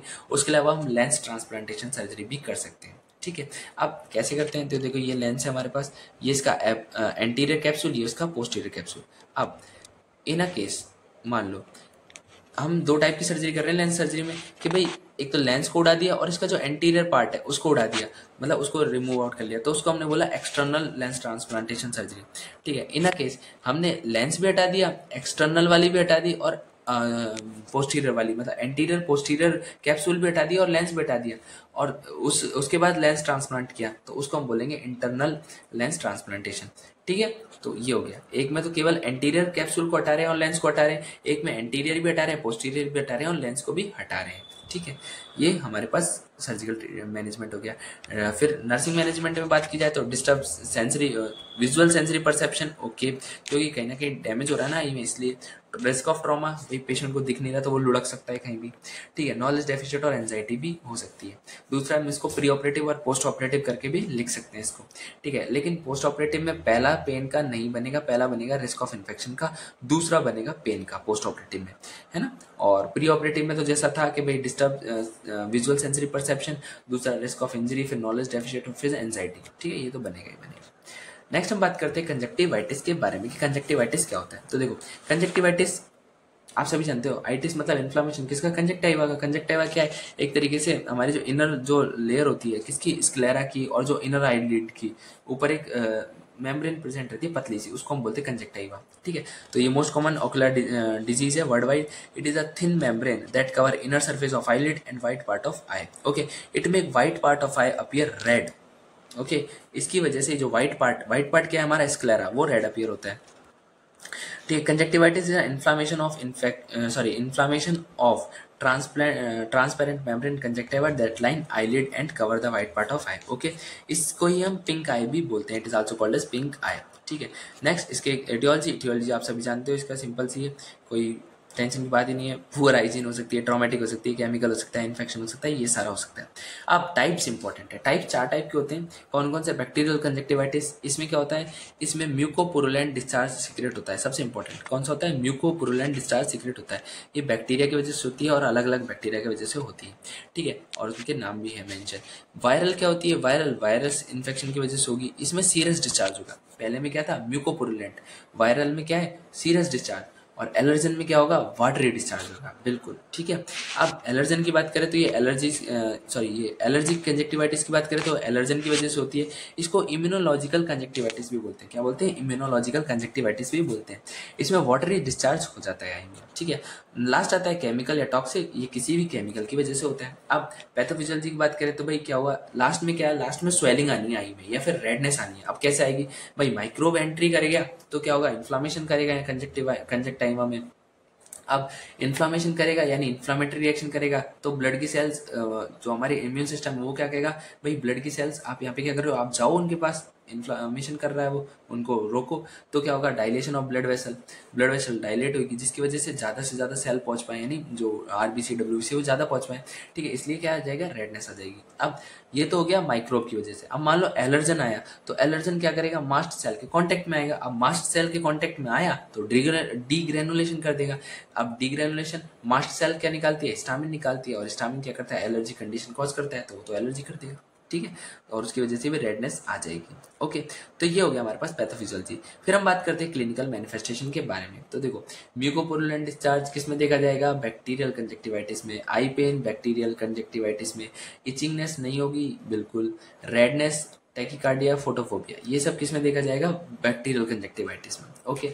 Serious discharge from eye, photophobia, tachycardia, red eye, no itching, pain, ये किस में देखा जाएगा, वायरल कंजक्टिवाइटिस में। और watery discharge, itching and no fever, ये 3 चीज देखी जाएंगी एलर्जिक कंजक्टिवाइटिस में। डायग्नोस्टिक इवोल्यूशन की हम बात करें तो उसमें क्या होगा, उसमें स्लिट लैंप एग्जामिनेशन और स्वैब कल्चर हम कर सकते हैं। बैक्टीरियल कंजक्टिवाइटिस के लिए हम जो ड्रग ऑफ चॉइस होती है वो होती है क्लैक्सासिलिन, ठीक है, ये सेल्फ लिमिटिंग होता है, और सिप्रोफ्लॉक्सिन भी दे सकते हैं, but cloxacillin is a drug of choice. Viral में बात करें तो एसाइक्लोवीर ड्रग ऑफ चॉइस हो सकता है, और एंटीबायोटिक भी हम दे सकते हैं सेकेंडरी इन्फेक्शन को ट्रीट करने के लिए। एलर्जी कंजक्टिवाइटिस में हम स्टेरॉयडल थेरेपी देते हैं, लेकिन जो स्टेरॉयडल थेरेपी है ये वायरल कंजक्टिवाइटिस में कॉन्ट्राइंडिकेटेड होती है। अब हम बात करते हैं डायग्नोसिस में। तो डायग्नोसिस में acute pain, risk of infection, anxiety and risk of injury या फिर नॉलेज डेफिशिएंट आएगा, ठीक। नेक्स्ट हम बात करते हैं केराटोप्लास्टी के बारे में। अब केराटोप्लास्टी क्या होती है, देखो इसी के दूसरे नाम होते हैं कॉर्नियल ट्रांसप्लांटेशन, कॉर्नियल ग्राफ्टिंग या फिर पेनिट्रेटिंग केराटोप्लास्टी, ठीक है। कॉर्निया का ट्रांसप्लांटेशन करना, इसी को हम केराटोप्लास्टी बोलते हैं। अब केराटोप्लास्टी में जो कॉर्निया वर्ड है, अब ये कॉर्निया है क्या, तो कॉर्निया एक लौता ऐसा पार्ट है जो कि आई का, जो इसको हम डोनेट कर सकते हैं। मतलब कि जैसे हम बोलते हैं ना कि हमने आंख डोनेट की, तो उसने कुछ डोनेट नहीं किया, उसने केवल और केवल कॉर्निया को डोनेट किया है। ये क्या है, ये आउटर मोस्ट पार्ट है किसका, आई का, ठीक ठीक है। Corneal transplantation is a most common type of transplantation that done. Okay, most common type का ट्रांसप्लांटेशन होता है। डेफिनेशन की बात की जाए तो is a surgical procedure which involve replacing of abnormal host tissue with healthy donor और cadaver corneal tissue. मतलब कि क्या हुआ कि हमारा पेशेंट है, उसकी कॉर्निया खराब है, अब हमने क्या किया, जो हेल्दी पेशेंट है, मतलब हेल्दी पर्सन है, उससे या फिर जो कैडेवर है उससे लेके उसकी जो कॉर्निया है उसको चेंज कर लिया। मतलब कि डोनर की होस्ट से कॉर्निया को रिप्लेसमेंट करना सर्जिकली, उसको ही हम कैरेटोप्लास्टी बोलते हैं। सबसे पहली बार किसने की थी? जिर्म ने की थी 1906 में। यदि हम इंडिकेशन की बात करें तो देखो सबसे पहला आता है इंडिकेशन ऑप्टिकल। ऑप्टिकल मतलब कि जो आँख खराब है, मतलब जैसे उसकी कॉर्निया काम नहीं कर रही, उसको दिख नहीं रहा, तो हमने क्या है, कॉर्निया को रिप्लेस कर दिया, तो विजन को इम्प्रूव कर दिया। हमने क्या किया, विजन को इम्प्रूव कर दिया। ये मोस्ट कॉमन इसका इंडिकेशन होता है। नेक्स्ट हम बात करते हैं टेक्टोनिक। टेक्टोनिक में क्या होता है, कॉर्नियल इंटीग्रिटी को मेंटेन करने के लिए ये किया जाता है, और आई बॉल को भी इंटीग्रेट करने के लिए, मतलब आई बॉल की इंटीग्रिटी को भी रिस्टोर करने के लिए ये किया जाता है। थेरापेटिक क्या होता है, तो थेरापेटिक का मतलब होता है अनरेस्पॉन्सिव टू ट्रीटमेंट। जैसे कोई पेशेंट है, उसकी कॉर्निया में हम, मतलब उसकी आंख में हम क्या आई ड्रॉप डाल रहे हैं, ठीक है, लेकिन वो आई ड्रॉप काम ही नहीं कर रही भाई, तो वो उसकी जो कॉर्निया है वो क्या होगी, अनरेस्पॉन्सिव होगी ट्रीटमेंट के लिए, तब भी हम कॉर्निया को चेंज कर लेते हैं। और लास्ट आता है कॉस्मेटिक। ये वेरी रेयर होती है to improve the eye appearance, मतलब आंखों की जो अपीयरेंस है उसको अच्छा करने के लिए होती है। ये मतलब जो बड़े बड़े लोग हैं वो करवाते हैं। कॉन्ट्राइंडिकेशन, तो कॉन्ट्राइंडिकेशन कब होता है भाई, सीधी सी बात है, डोनर की आई में कोई प्रॉब्लम है तो हम क्या उसको ट्रांसप्लांट करेंगे क्या? पहले ही प्रॉब्लम है, दूसरी प्रॉब्लम और लिया है तो और दिक्कत हो जाएगी। इसलिए डोनर की आई, यदि जैसे डोनर है उसको एड्स है, HIV है, या फिर कॉर्नियल स्कार है, या कोई और भी डिजीज है जैसे रिटाइनल डिअटैचमेंट हो गई, कोई भी डिजीज, तो भी हम डोनर से बोल देते कि नहीं भाई, you are not compatible to us, okay, you deserve better. ठीक है, नेक्स्ट हम बात करते हैं मेथड ऑफ कॉर्नियल प्रिजर्वेशन के बारे में। तो ये इसमें तीन टाइप के प्रिजर्वेशन होते हैं, शॉर्ट टर्म, इंटरमीडिएट और लॉन्ग टर्म। ठीक है, शॉर्ट टर्म यानी छोटे ड्यूरेशन के लिए, 2 दिन के लिए, इंटरमीडिएट थोड़े ज़्यादा यानी 2 वीक के लिए, लॉन्ग टर्म यानी ज़्यादा दिन के लिए यानी 35 डेज के लिए। अब 2 दिन के लिए रखना है तो हम क्या करेंगे, 4 डिग्री सेल्सियस पे, मतलब 4 डिग्री सेल्सियस का जो चैम्बर होता है, उस मॉइस्ट चैम्बर, उसमें हम रख लेंगे पूरे ग्लोब को, मतलब पूरी जो आँख है उसको ही रख लेंगे। इंटरमीडिएट में हम क्या करेंगे, एम के मीडियम या फिर ऑप्टिसॉल मीडियम में उस जो कॉर्निया उसको प्रिजर्व करेंगे। और लॉन्ग टर्म स्टोरेज में क्या करेंगे, क्रायो प्रिजर्वेशन करेंगे एट -70 डिग्री सेल्सियस। ठीक है, रोल ऑफ नर्स की बात की जाए तो देखो प्री ऑपरेटिव रोल क्या होता है, पेशेंट को पूरा प्रोसीजर समझाना कि भाई हम आपकी आँख खोलेंगे, कॉर्निया निकालेंगे और उसकी आँख में डालेंगे। ठीक है, दूसरा, आप पेशेंट बोलेगा अच्छा मेरी आँख खोलोगे, ओ माय गॉड मुझे एंजाइटी हो रही है, तो क्या करेंगे, हम उससे कहेंगे कोई दिक्कत नहीं है, हाँ मैं तो सही, ऐसे करके। ठीक है, पोस्ट ऑपरेटिवली क्या करेंगे, तो पोस्ट ऑपरेटिवली पेशेंट को प्रॉपर पोजीशन प्रोवाइड करवा देंगे। यदि डॉक्टर ने ड्रग लिखी है तो उससे बोलेंगे भैया सही टाइम पे लेनी, दिक्कत आ जाएगी तुझे। ठीक है, उसके बाद हम उसको बोलेंगे कि आप काला चश्मा पहनो। ठीक है, काला चश्मा पहन लोगे तो फोटोफोबिया से बच जाओगे, और उसको बोलेंगे भाई देखो मोबाइल नहीं चलाना, टीवी नहीं चलाना, नहीं तो बहुत दिक्कत हो सकती है। अब ये दोनों क्या कर सकते हैं, इसकी वजह से फोटोफोबिया हो सकता है, और जो हमने ट्रांसप्लांट किया है वो कहीं ना कहीं रिजेक्ट हो सकता है या खराब हो सकता है, मतलब कि कोई मतलब नहीं निकलेगा फिर ट्रांसप्लांटेशन का, इसलिए। ठीक है, तो ये हमने बात की आई वाले चैप्टर के बारे में। नेक्स्ट हम बात करते हैं हमारे जो एडल्ट हेल्थ नर्सिंग है उसके सबसे इम्पोर्टेंट एंड सबसे टफेस्ट लेक्चर टॉपिक के बारे में, जिसका नाम है न्यूरोलॉजिकल सिस्टम। अब देखिए, मैंने एक चीज़ नोटिस की, क्योंकि मेरे पास कई सारे मैसेजेस भी आए थे कि न्यूरोलॉजिकल सिस्टम बहुत ज़्यादा टफ लग रहा है, क्या है ये, ऐसा ऐसा। तो देखो अब क्योंकि पूरा तो पढ़ाया जा नहीं सकता है, तो इसीलिए केवल हम इसमें 2 टॉपिक ही कवर करेंगे। सबसे पहला है सेरेब्रोवैस्कुलर एक्सीडेंट और दूसरा है हेड इंजरी। बस ये 2 टॉपिक है जिन्हें हम अच्छे से पढ़ाएंगे, लेकिन ऐसा नहीं केवल 2 ही टॉपिक पढ़ा के छोड़ देंगे, नहीं, बाकी का भी सुपरफिशियल बताएंगे, जैसे कि कौन सी डिजीज़ में क्या होता है, जैसे मेनिंजाइटिस है उसमें क्या होता है, ये सब तो थोड़ा सुपरफिशियली आपको बताते हुए चलेंगे, जिससे आपका रिवीजन हो जाए। ठीक है, और इनको भी हम ऐसा नहीं है कि डीपली पढ़ाएंगे, जस्ट एक बार ऊपर से रिवीजन, है ना। तो चलिए शुरू करते हैं। सबसे पहले हम बात करते हैं सीवीए के बारे में। सीवीए क्या है, देखो CVA it is also called as stroke. इसको हम क्या बोलते हैं, स्ट्रोक भी बोलते हैं या फिर ब्रेन अटैक भी बोलते हैं। ये एक ट्रू इमरजेंसी कंडीशन होती है। ठीक है, क्या होती है, ट्रू इमरजेंसी कंडीशन होती है। CVA is a broader term that refers to functional abnormality of CNS that is caused by disruption of blood supply to the brain. Okay, मतलब कि सीवीए क्या है, ब्रॉडर टर्म है जो कि बताती है जो सीएनएस की फंक्शनल एबनॉर्मलिटी को, मतलब कि सीएनएस के जो फंक्शन है उसमें एबनॉर्मलिटी आ गई। अब क्यों आई है वो, क्योंकि उसकी जो ब्लड सप्लाई है वो डिस्टर्ब हो गई है। तो ठीक है, 3 चीजें याद रखी, CVA is a term that describe functional abnormality of CNS, that is occur due to disruption of blood supply to the brain. Okay, it is also called as stroke, brain attack, and it is a true emergency condition. अब ये next वाला line है, ये तो आप अच्छे से याद कर ही लोगे, कोई दिक्कत ही नहीं है इसमें. Brain is a vital organ, circle of Willis is a organ, is a complex structure that is responsible for providing blood supply to the brain. Rupture of any artery और ऑकल्जन में लीड टू सीवी. मतलब कि circle of villis एक ऐसा structure होता है जो कि ब्रेन को क्या प्रोवाइड करवाता है, एक तरीके से ब्लड प्रोवाइड करवाता है, ब्लड सप्लाई करवाता है. अब सर्कल ऑफ विलीज में कोई से भी एक आर्टरी में डैमेज हुआ, ऑकल्जन हुआ या फिर रप्चर हुआ तो वो सीवीए कॉज कर सकता है. ठीक है, क्योंकि डिसरप्शन हो जाएगी ब्लड सप्लाई में, इसलिए. ठीक है, डेफिनेशन की बात करें तो डेफिनेशन क्या है, फोकल न्यूरोलॉजिकल डेफिशिट, FND. ठीक है, FND से याद रख सकते हो आप इसको. Focal neurological deficit that is occur due to local disruption of blood supply to the brain. Its onset is usually abrupt but it may extend up to few hours. ठीक है, तो समझ में आ गया आपको कि क्या है, FND है, जो कि किसकी वजह से हो सकता है, local disruption of blood supply की वजह से होता है ना. तो focal neurological deficit that is occur due to local disruption of blood supply, ये WHO की डेफिनेशन है. अब स्ट्रोक को हम क्या बोलेंगे, जब न्यूरोलॉजिकल डेफिशिट 24 घंटे से ज़्यादा के टाइम पे लिए रहे तो उसको हम स्ट्रोक या सीवीए बोलते हैं. यदि यही 24 घंटे से कम के लिए बोले तो रहे तो इसे हम बोलते हैं TIA, ट्रांजिएंट इस्चेमिक अटैक. ठीक है, TIA मतलब ट्रांजिएंट इस्चेमिक अटैक. ठीक है, सीवीए जो TIA होता है वो एक मिनी स्ट्रोक होता है या वार्निंग साइन होता है अपकमिंग स्ट्रोक के लिए. ठीक है, टाइप्स के बारे में बात की जाए तो दो टाइप के होते हैं, एक होता है इस्चेमिक और एक होता है हेमोरेजिक. इस्चेमिक का मतलब क्या होता है, it is also called as cerebrovascular disease, इसको CVD भी बोलते हैं, सेरेब्रोवैस्कुलर डिजीज. इसको most common type of brain stroke, मतलब कि इस्चेमिक टाइप का जो ब्रेन स्ट्रोक है वो मोस्ट कॉमन टाइप का होता है. अब होता क्यों है, कंप्लीट और पार्शियल ब्लॉकेज, किसकी वजह से हो रहा है, कंप्लीट या partial blockage of blood supply of blood vessel that supply blood to the brain. मतलब कि जो हमारी ब्लड वेसल है ये वाली, इसमें कोई भी डैमेज आ जाए, कोई भी ऑकल्जन आ जाए या फिर कोई भी ब्लॉकेज आ जाए, कंप्लीट हो चाहे पार्शियल हो, उसकी वजह से जो स्ट्रोक आता है उसको हम इस्चेमिक स्ट्रोक बोलते हैं.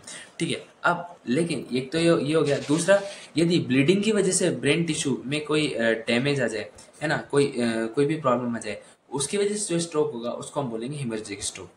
हेमोरेजिक स्ट्रोक क्या होता है, result from bleeding in a brain tissue itself that is intracerebral haemorrhage, in subarachnoid space that is subarachnoid hemorrhage और in ventricles that is intraventricular hemorrhage. ठीक है, ये हो गया. अब कॉजेज देख लेते हैं. तो इस्चेमिक अटैक, इस्चेमिक स्ट्रोक के कॉजेज क्या होते हैं, एथेरोस्क्लेरोसिस हो सकता है, ऑकल्जन हो रहा है तो ऑकल्जन भी लिख सकते हो आप इसको, heart attack, atrial fibrillation, heart valve problem, injury to blood vessel. और हेमोरेजिक में क्या हो सकता है, इंजरी हो सकती है, हाइपरटेंशन हो सकता है, HTN मतलब हाइपरटेंशन, एनेरिज्म हो सकता है, कोकेन का यूज कर सकता है जैसे, है ना, वो वाले एबनॉर्मल ब्लड वेसल भी हो सकती है. ठीक है, रिस्क फैक्टर ये सारे. ओके, पैथोफिजियोलॉजी की बात करें तो इटियोलॉजिकल कॉज की वजह से क्या होगा, सबसे पहली बात ब्लड फ्लो में दिक्कत आएगी. अब ब्लड फ्लो में दिक्कत आएगी तो ऑक्सीजन की क्या होगी, सप्लाई कम हो जाएगी और डिमांड बढ़ जाएगी. अब डिमांड में थोड़ी दिक्कत आई ऑक्सीजन की तो परफ्यूजन अफेक्ट हो जाएगा. अब परफ्यूजन अफेक्ट हुआ उस जगह का तो क्या होगा, उसकी फंक्शनिंग में दिक्कत आएगी और फंक्शनिंग में दिक्कत आएगी तो क्या हो जाएगा, सीवीए हो जाएगा. तो वही लिख रखा है, due to aetiological cause cerebral blood flow decreases. अब मतलब अफेक्ट हुआ यानी कि डिक्रीज हुआ, उसकी वजह से क्या हुआ, ऑक्सीजन की सप्लाई कम हो गई. अब ऑक्सीजन की सप्लाई कम होगी उसकी वजह से क्या हुआ, परफ्यूजन अफेक्ट हुआ, सेरेब्रल परफ्यूजन. अब सेरेब्रल परफ्यूजन अफेक्टेड हुआ, उसकी वजह से जो न्यूरोलॉजिकल फंक्शनिंग है वो सही से हो नहीं पाएगी, और न्यूरोलॉजिकल फंक्शनिंग सही से नहीं हो पाएगी तो साइनस सिम्टम अपीयर हो जाएंगे. अब साइनस सिम्टम क्या है वो हम आगे देखेंगे. अब लेकिन उससे पहले हम जल्दी से वार्निंग साइन देख लेते हैं. अब जल्दी से क्यों कहा, क्योंकि फास्ट ही तो है, FAST, यही इसके वार्निंग साइन है. F मतलब फेशियल ड्रूपिंग, ऐसे टेढ़ा हो जाएगा फूस. आर्म वीकनेस, ये जो हमारी आर्म है वो वीकनेस, उसकी वीकनेस हो जाएगी. स्पीच डिफिकल्टी, पर्सन बोलने में दिक्कत करेगा. और T मतलब हो गया टाइम. ठीक है, तो FAST ये क्या है, मेथड ऑफ असेसमेंट है या फिर वार्निंग साइंस है. अब साइनस सिम्टम की बात की जाए तो एक इम्पैक्ट स्केल होता है, स्ट्रोक इम्पैक्ट स्केल, SIS. ठीक है, रक्षाबंधन भी आने वाला है. ठीक है, तो SIS याद रखो सब. Stroke impact scale that is used to measure effect of stroke on a person, mobility, speech and social activity and memory. मतलब आप इतना बस याद रखो कि SIS स्ट्रोक इम्पैक्ट स्केल, ये एक स्केल होता है जो कि स्ट्रोक के जो इम्पैक्ट है उसको मेजर करने में काम आता है. ठीक है, और दूसरी बात, infarction in a right hemisphere result into manifestation in a left body. मतलब हमारे ये ब्रेन है, अब इसके दो पार्ट है, ये लेफ्ट है ये राइट है. ठीक है, अब यदि इधर डैमेज हुआ है तो हमारी बॉडी के राइट वाले पार्ट में हमें साइन सिम्टम अपीयर होंगे, और राइट वाले पार्ट में डैमेज हुआ है तो लेफ्ट में अपीयर होंगे. ठीक है, ये तो आपको पता है ना कि क्रॉस मैच होता है, इधर लगी है तो इधर हमें साइन सिम्टम आएंगे, और इधर लगी है तो इस वाले हाथ में साइन सिम्टम आएंगे। ठीक है, अपोजिट में होता है इसलिए। अब साइन एंड सिम्टम में सबसे पहला और सबसे इंपॉर्टेंट आता है वो है चेन स्टोक रेस्पिरेशन। यदि सीवी आता है तो आपको ये लिखना ही लिखना है, और इसमें ये डिस्क्राइब भी करना है कि चेन स्टोक रेस्पिरेशन होता क्या है। ब्रीथिंग पैटर्न दैट है पीरियडिक एपनिया, मतलब कि एपनिया होता है और hyper ventilation, apnoea followed by hyper ventilation. आप इस पूरे की जगह दो चीज लिख सकते हो, apnoea followed by hyper ventilation, और एपनिया 10 to 60 सेकंड्स के लिए लिखना है, apnoea followed by hyper ventilation. ठीक है, ये चेन स्टोक रेस्पिरेशन होता है। दूसरा एग्नोसिया हो सकता है, एप्रेक्सिया हो सकता है, डिसेंट्री हो सकता है। तो इसको इतना सारा याद कैसे करोगे यार, इससे अच्छा आप ये ट्रिक याद कर लो ना, ADH, A4 हो गया, D2 हो गया, H4 हो गया।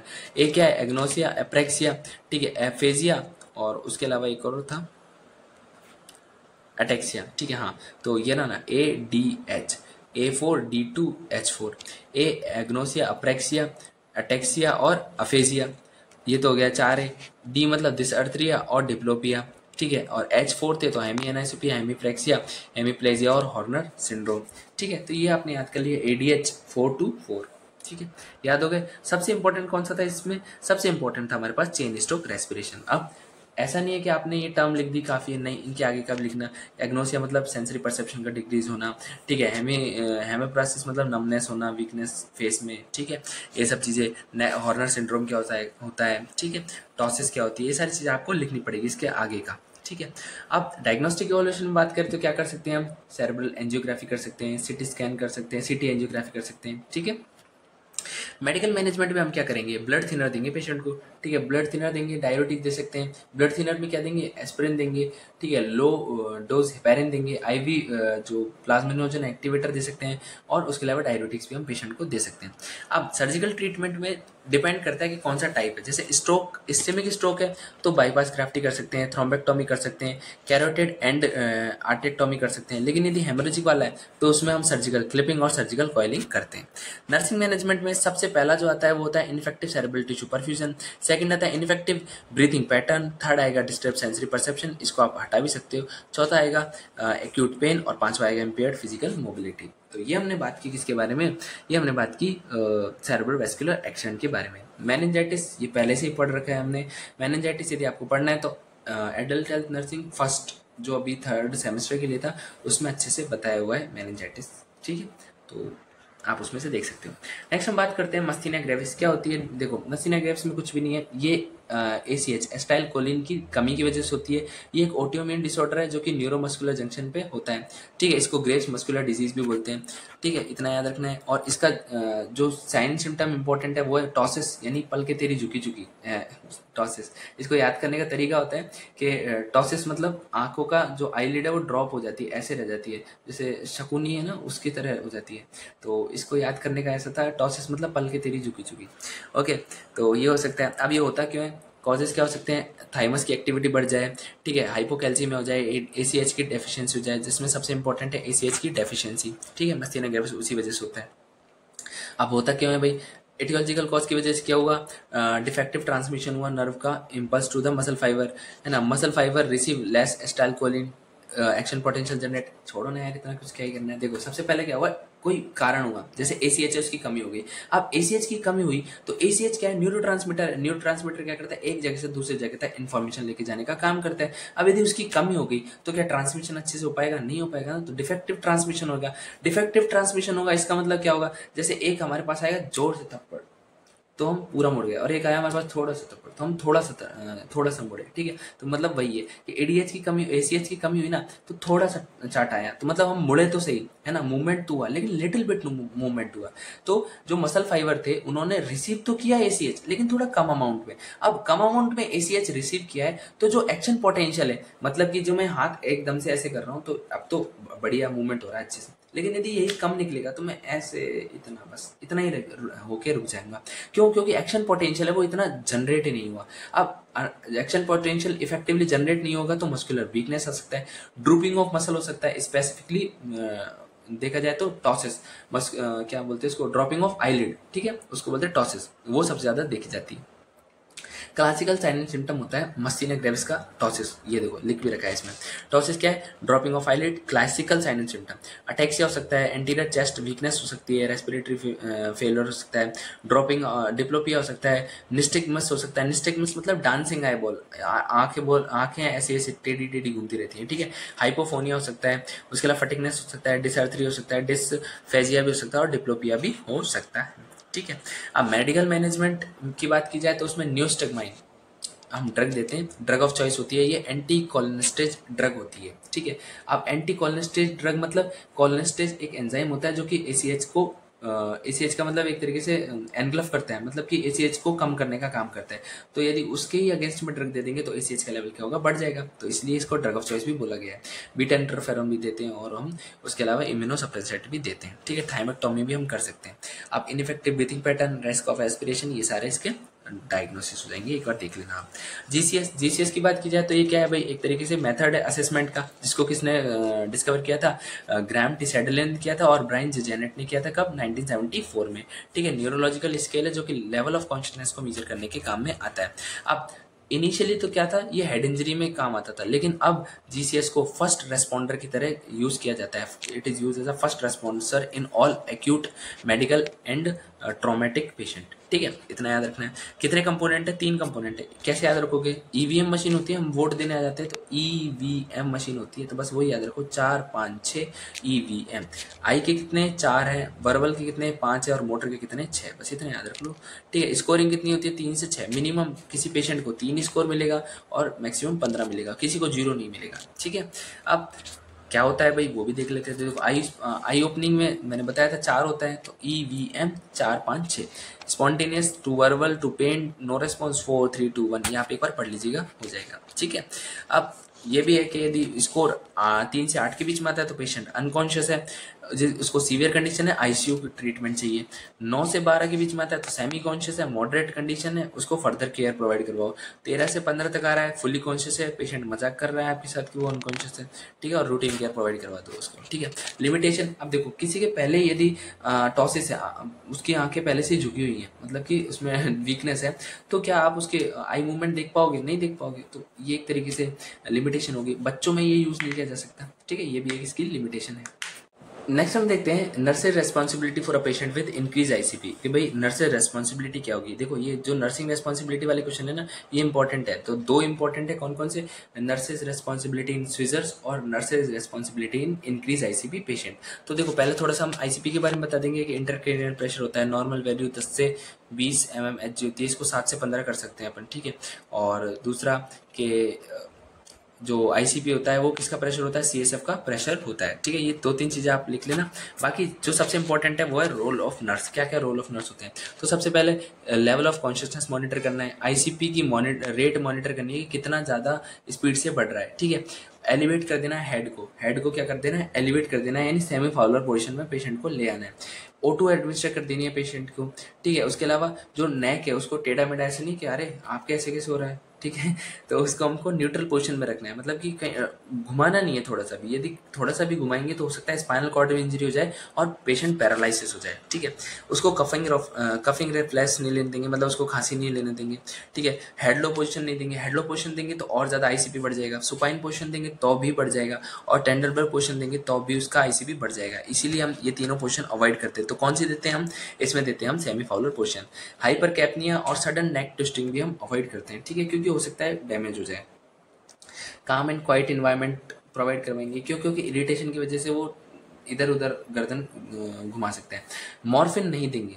देखो मॉर्फिन वैसे तो वैसोडाइलेटर होता है, लेकिन ये क्या होता है, मतलब ऐसे तो एनाल्जेसिक होता है, लेकिन ये एक वैसोडाइलेटर भी होता है, जिसकी वजह से आईसीपी और ज़्यादा बढ़ सकता है, ठीक है। एक वालसाल्वा मैनोब्रियम होता है, उसको भी हम अवॉइड करते हैं, ठीक है, ये कॉन्ट्राइंडिकेटेड होता है। अब फ्लूड, हम क्या फ्लूड बैलेंस भी क्रिएट कर सकते हैं बॉडी में। कैसे? Total urine output plus 1200 ml per day fluid चढ़ा के पेशेंट को। जो लेवल ऑफ कॉन्शियसनेस है उसको हम जीसीएस से मॉनिटर कर सकते हैं। एडमिनिस्टर कर सकते हैं मैनिटॉल, जो कि ड्रग ऑफ चॉइस होती है इंक्रीज आईसीपी में, जो आपको बताया भी था अभी थोड़ा टाइम पहले, ठीक है। तो और यदि ओरल दे रहे हैं तो ग्लिसरॉल है, और आई भी दे रहे हैं तो मैनिटॉल ड्रग ऑफ चॉइस है। ठीक है, ये इसके डायग्नोसिस हो जाएंगे, इनफेक्टिव एयरवे क्लियरेंस, उसके अलावा इनफेक्टिव ब्रीथिंग पैटर्न और सेरेब्रल टिश्यू परफ्यूजन। ठीक है, अल्जाइमर डिजीज के बारे में बात करें तो अल्जाइमर डिजीज क्या है, ये डिजेनरेटिव डिसऑर्डर है, मतलब डिमेंशिया होता है, इसमें पेशेंट भूलना स्टार्ट कर देता है। ठीक है, जैसे आपने उरी फिल्म देखी होगी ना, तो उरी फिल्म में जो आई थिंक उसकी जो मदर है, विकी कौशल की जो मदर बनती है, उसको अल्जाइमर डिजीज था। ठीक है, और अभी जो फालतू की फिल्म आ रही है उसमें भी अल्जाइमर डिजीज है। Alzheimer disease a chronic irreversible disease that affect all cell of brain and cause impairment of intellectual functioning। Okay, ठीक है, तो भाई क्या है, क्रोनिक है, इरिवर्सिबल है, जिसकी वजह से इंटेलेक्चुअल फंक्शनिंग में काफ़ी इम्पैक्ट पड़ता है। ठीक है, मतलब पेशेंट याद नहीं रख पाता, थोड़ा टाइम बाद में भूल जाता है। अब होता क्यों है, ये होता है इसलिए क्योंकि जो हमारा ब्रेन है, न्यूरोफाइब्रिल टेंगल्स एंड प्लाक, इनका फॉर्मेशन हो जाता है। ठीक है, टेंगल और प्लाक्स का फॉर्मेशन हो जाएगा तो पेशेंट क्या होगा, उसमें एक तरीके से डीजनरेशन होना स्टार्ट हो जाएगा उसकी सेल्स का, जिसकी वजह से मेमोरी लॉस हो सकता है। ठीक है, इसमें सबसे इंपॉर्टेंट है 5 A's। ठीक है, तो ये आप जरूर याद करिएगा, अल्जाइमर के 5 A's काफ़ी इंपॉर्टेंट है, एनोमिया, एप्रोक्सिया, अग्नोसिया, एमनेसिया और अफेजिया। ठीक है, और उसके अलावा जजमेंट डिक्रीज हो सकती है, ओरिएंटेशन, ठीक है, उसका एक तरीके से ओरिएंटेशन डिक्रीज हो सकता है, कन्फ्यूजन हो सकता है, उसको रेस्टलेसनेस हो सकती है, ये सारी चीज़ें हो सकती हैं। हम क्या करेंगे, तो उसको हम एसिटाइल कोलिनेस्टेज इनिबिटर देंगे, जैसे कि डोमप्राजिल दे सकते हैं, रेविजिस्टामाइन दे सकते हैं, anti depressant, anxiolytic, anti convulsant drug भी हम उसको प्रोवाइड करवा सकते हैं। ये हो गई अल्जाइमर डिजीज। पार्किंसन डिजीज की बात करें तो इसको सबसे पहली बार डिस्कवर किया था जेम्स पार्किंसन ने। इसको शेकिंग पाल्सी बोलते हैं और बेसल गैंग्लिया का डिसऑर्डर होता है। इसमें क्या होता है, स्पेसिफिकली डोपामिन की वजह से होता है, डोपामिन की कमी की वजह से ये होता है। ठीक है, अब it is a chronic progressive and neurodegenerative disorder of basal ganglia occur due to deficiency of dopamine. किसकी कमी से हो रहा है, डोपामिन की कमी से। और डोपामिन की कमी से हो रहा है तो किस चीज में रिजल्ट हो रहा है, मतलब ट्रिमर्स, रिजिडिटी, ब्रेडिकाइनेसिस और गेट चेंजेस इसमें हो रहे हैं। ठीक है, इसमें जो एक सेल होती है हमारे पास सब्सटेंशिया निग्रा सेल, वो क्या करती है, डोपामिन को बनाती है। अब उसमें क्या हो जाता है, डैमेज हो जाता है या फिर उसका लॉस होना स्टार्ट हो जाता है, किसका, सब्सटेंशिया निग्रा सेल का, जिसकी वजह से जो डोपामिन है वो रिलीज नहीं हो पाता। ठीक है, उसकी वजह से पार्किंसन डिजीज हो जाती है। ठीक है, तो ये आपको समझ में आ जाएगा कि due to aetiological cause degeneration हो जाएगा, किसमें, डोपामिन प्रोड्यूसिंग न्यूरॉन। और कौन सी सेल प्रोड्यूस करती है, जो हमारी सब्सटेंशिया निग्रा सेल है वो प्रोड्यूस कर रही है। यदि उसका डिजनरेशन हुआ तो डोपामिन की कमी हो जाएगी, और डोपामिन की कमी हो गई तो कंपैरेटिवली देखा जाए तो क्या होगा, दो चीजें होंगी कि एक तो डोपामिन की कमी हो गई तो ACH बढ़ जाएगा। मतलब देखो, ACH और डोपामिन दोनों है ना ऐसे होते हैं कि मतलब लेवल में रहे तो ठीक है, यदि एक कम हुआ ना तो कंपैरेटिवली दूसरा तो वैसे ही ज्यादा हो गया। यदि दूसरा नॉर्मल लेवल पे और एक कम हुआ, जैसे डोपामिन है, ये डोपामिन है, ये ACH है, यदि डोपामिन कम हुआ तो ACH कंपैरेटिवली देखा जाए तो बढ़ जाएगा ना, तो दोनों के फीचर आएंगे। डोपामिन की कमी से ब्रेडिकाइनेसिस और अल्टर्ड गेट होगा, और ACH के ज्यादा होने की वजह से ट्रिमर और रिजिडिटी आएगी। इसमें कार्डिनल साइन देखी जाए तो 3 कार्डिनल साइन होते हैं, ट्राइड, ट्रिमर, एट रेस्ट, मतलब बैठे बैठे पेशेंट ऐसे ऐसे लेगा। दूसरा रिजिडिटी हो जाएगी, ब्रेडिकाइनेसिस हो जाएगा, और कॉमन फीचर ये सारे हैं, जिसमें सबसे इंपॉर्टेंट है हमारे पास मून मास्क लाइक फेस या डेड पेन फेस। ठीक है, drooling of saliva, patient drooling of saliva भी कर सकते हैं। ठीक है, इसका क्लासिकल साइन सिम्टम है ये, किसका, पार्किंसन डिजीज का। जबकि मस्तीनिया ग्रेविस का क्या था, टॉसिस, पलके तेरी झुकी झुकी। ओके, नेक्स्ट हम बात करते हैं इसके बारे में। इसके मेडिकल मैनेजमेंट में तो हम एंटी पार्किंसन ड्रग दे सकते हैं, जिसमें डोपामिन एगोनिस्ट दे सकते हैं, MAO इनिबिटर दे सकते हैं, कॉम्ट इनिबिटर दे सकते हैं। ये सारी ड्रग्स हम उसको दे सकते हैं पेशेंट को। फिर स्वीजर्स, तो देखो स्वीजर्स भी आप थोड़ा लिख सकते हो कि इलेक्ट्रिकल एक्टिविटी ज़्यादा, मतलब इलेक्ट्रिकल डिस्चार्ज ज़्यादा हो जाता है न्यूरोनल मेम्ब्रेन से, जिसकी वजह से क्या हो जाता है, जो उसकी जो मेम्ब्रेन है उसकी परमिएबिलिटी चेंज हो जाती है। ठीक है, इसको फिट्स और इक्ट्रस बोलते हैं, और यदि ये कंटिन्यूस स्वीजर्स आते रहें तो उस कंडीशन को हम एपिलेप्सी बोलते हैं। ठीक है, ये आप थोड़ा बहुत देख लीजिएगा। इसके टाइप्स होते हैं, 2 टाइप के होते हैं, पार्शियल और जनरलाइज। सिंपल कॉम्प्लेक्स में सब डिवाइड किया होता है, इसको टॉनिक, क्लोनिक, एब्सेंट, मायोक्लोनिक और एटोनिक में सब क्लास किया है। सबसे इंपॉर्टेंट है वो है इसका नर्सिंग रिस्पॉन्सिबिलिटी, कि भाई एक पेशेंट है जो जिसके स्वीजर्स आ रहे हैं तो आप क्या करोगे। तो ऐसा थोड़ी है कि भाई पेशेंट साइड में जाएगा कि अरे मेरे को स्वीजर्स आने वाले हैं, मैं एक प्राइवेट रूम में चल जाता हूँ, अब मेरे को स्वीजर्स आएंगे, नहीं, कहीं भी आ सकते हैं। तो क्या करना है, एज अ नर्सिंग पर्सनल हमें उसको सेफ जगह पे लेके जाना है। उसको देखो, जो लोग तो कुछ भी देखते हैं, उनको भीड़ जमा करने की वो हो जाती है कि हाँ यार देखते क्या हो गया डांस कर रहा है वो लेटे लेटे। ठीक है, तो क्या होगा, प्राइवेसी उसको प्रोवाइड करवानी है, मतलब कि एक सेफ्टी वाले रूम में लेके जाना है उसको। दूसरा, हेड को प्रोटेक्ट करना है, कहीं वो ऐसे ऐसे कर रहा हो और आसपास कोई रॉड रखी हो उसकी वजह से लग ना जाए, उसकी हेड इंजरी ना हो जाए, इसलिए। ठीक है, अब यदि उसको हमने बेड पे लिटा दिया है तो हम क्या करेंगे, साइड रेल्स को पुल ऑन कर देंगे, ठीक है। उसके अलावा avoid placing anything in mouth. ऐसा नहीं है कि जैसे कभी कभी देखा गया है कि जब गांव में ऐसे स्वीजर्स आते हैं ना तो कि पानी पिला दो, नहीं, पानी नहीं पिलाना चाहिए उसको, बल्कि एस्पिरेशन हो जाएगा, ठीक है। हम उसको जॉ ओपन, ऐसा नहीं कि हम उसको जॉ को ऐसे खींच रहे हैं कि अरे ओपन हो जा भाई, ऐसे टंग बाइट से बचाने के लिए जॉ को ओपन करें, नहीं, वो जॉ की इंजरी और दे देगा इसलिए, ठीक है। और उसके अलावा हम क्या करेंगे, जो उसकी स्वीजर्स है उसकी एक्टिविटी को ऑब्जर्व करेंगे और रिकॉर्ड करेंगे, ठीक है। सक्शनिंग कर देंगे जिससे कि जो एस्पिरेशन उसके चांसेस कम हो। ऑक्सीजन एडमिनिस्टर कर देंगे जिससे कि एमनेशिया के चांसेस कम हो जाएंगे। हार्ड ऑब्जेक्ट है या शार्प ऑब्जेक्ट है उसके आसपास तो उसको हटा देंगे, और जो उसने ज्वेलरी टाइट पहन रखी तो उसको भी हम रिमूव कर देंगे। ये तो हो गई ड्यूरिंग स्वीजर्स, ठीक है। आफ्टर स्वीजर्स की बात करें तो हम क्या करेंगे, पेशेंट को साइड लाइन पोजिशन देंगे। क्यों? क्योंकि भाई हो सकता है देखो सलाइवा ड्रूल हुई तो वो एस्पिरेट ना कर ले, इसलिए साइड लाइन पोजिशन दे सकते हैं। एयरवे पे अटेंड करेंगे, ठीक है। पेशेंट का बिहेवियर चेक करेंगे, उसको ओरिएंट करेंगे एनवायरनमेंट से, उसको कहेंगे भाई मैं कौन हूँ, पता लग रहा है आपको, आप कहाँ हो हॉस्पिटल में, ओरिएंट तो होना। काम एंड क्वाइट एनवायरनमेंट प्रोवाइड करवाएंगे, और उसके स्वीजर्स से कोई इंजरी हुई या नहीं हुई ये भी चेक करेंगे, ठीक है। तो ये आपको पता होगा। अब यदि अनकॉन्शियसनेस आए क्वेश्चन तो आप जीसीएस लिख सकते हो, थोड़ा बहुत अनकॉन्शियसनेस के बारे में बता देना, फिर आप जीसीएस इसमें लिख सकते हो, ठीक है। तो ये हो गया। फिर गुलियन बारे सिंड्रोम के बारे में बात की जाए तो इसको लैंड्राई पैरालिसिस भी बोलते हैं। ये पोस्ट इन्फेक्शियस पॉलिन्यूराइटिस भी होता है, ठीक है। ये क्या है, मतलब माइलिन शीथ की प्रॉब्लम है, किसमें, पीएनएस में। और यदि यही चीज़ पीएनएस में नहीं सीएनएस में हो तो ये क्या होगा, ये होगा मल्टीपल स्क्लेरोसिस। इसमें क्या होता है, एंटीजन एंटीबॉडी कॉम्प्लेक्स बन जाता है, इसलिए असेंडिंग पैरालिसिस हो जाता है। क्या होता है, ascending paralysis. Descending paralysis multiple sclerosis में देखा जाता है, ठीक है। और ये इसका पैथोफिजियोलॉजी हो गई, और बस, और ये हम इसके नर्सिंग मैनेजमेंट हो गए। इसमें जो सबसे इंपॉर्टेंट है वो आप देख लीजिएगा, इसके क्लिनिकल मैनिफेस्टेशन। देखिए, ascending paralysis classical sign and symptom है, नमनेस, टैंगलिंग, पेन, ये इसके अर्ली साइन एंड सिम्टम है, रेस्पिरेटरी फेलर, ठीक है, चेस्ट मसल पैरालिसिस, ठीक है, और अप्थेल्मोप्लेजिया, ये सब चीज़ें इसमें देखी जाती हैं। नेक्स्ट हम बात करते हैं टिक ड्यूरेक्स या फिर ट्राइजेमिनल न्यूरल्जिया। ये एक ऐसी डिजीज है जिसमें पेन होता है हमारे, है ना, और पेन इतना ज़्यादा सीवियर होता है कि पेशेंट डिप्रेशन में चल जाता है और उसको सुसाइड करने तक का मन में ख्याल आ जाता है, क्योंकि इतना सीवियर पेन होता है इसमें। आप देखिए पेन भी कितने अलग अलग लेवल का होता है, ठीक है। तो ये किसकी है, फिफ्थ क्रेनियल नर्व की प्रॉब्लम है। और ये किसके, कौन सी ब्रांच फिफ्थ क्रेनियल का कौन सी है, फिफ्थ क्रेनियल नर्व है हमारे पास ट्राइजेमिनल न्यूरल्जिया, जो कि एक मिक्स नर्व है। इसमें सेंसरी भी होती है और मोटर भी होती है। तो उसकी सेंसरी जो ब्रांच है उसकी ये प्रॉब्लम है। इसको हम फ्रॉथगिल डिजीज भी बोलते हैं, कि इसको जॉन्स फ्रॉथगिल ने सबसे पहली बार डिस्कवर किया था। दूसरी बात कि इसका कॉम्प्लिकेशन होता है डिस्कवर, इसलिए हम इसको सुसाइडल डिजीज भी बोलते हैं, ठीक है। अब नेक्स्ट बात क्या है कि सडन यूनिलेटरल सीवियर पेन होता है, ठीक है। हाँ, ये आप थोड़ा सा पढ़ लीजिएगा। अब पेन कहाँ होगा, ब्रांचेस के अकॉर्डिंग देख लीजिएगा, मैक्सिलरी ब्रांच, ऑप्थेल्मिक और मैंडिबुलर ब्रांच। इसके क्लिनिकल मैनिफेस्टेशन पे जाते हैं तो पेन होगा, फेशियल टिचिंग होगी, है ना, बर्निंग सेंसेशन होगा और अफेजिया होगा, ठीक है। इसका मैनेजमेंट भी देख लिया जाए तो प्रायोरिटी वाइज मैनेजमेंट होता है, बोटेक्स इंजेक्शन जो सबसे इंपॉर्टेंट, यस।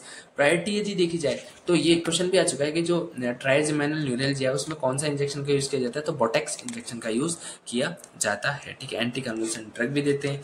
ये इसका सर्जिकल ट्रीटमेंट और acute pain, imbalance nutrition, activity intolerance और नॉलेज डेफिशिएंट, ये क्या हो गए, इसके नर्सिंग मैनेजमेंट हो चुके हैं, ठीक है।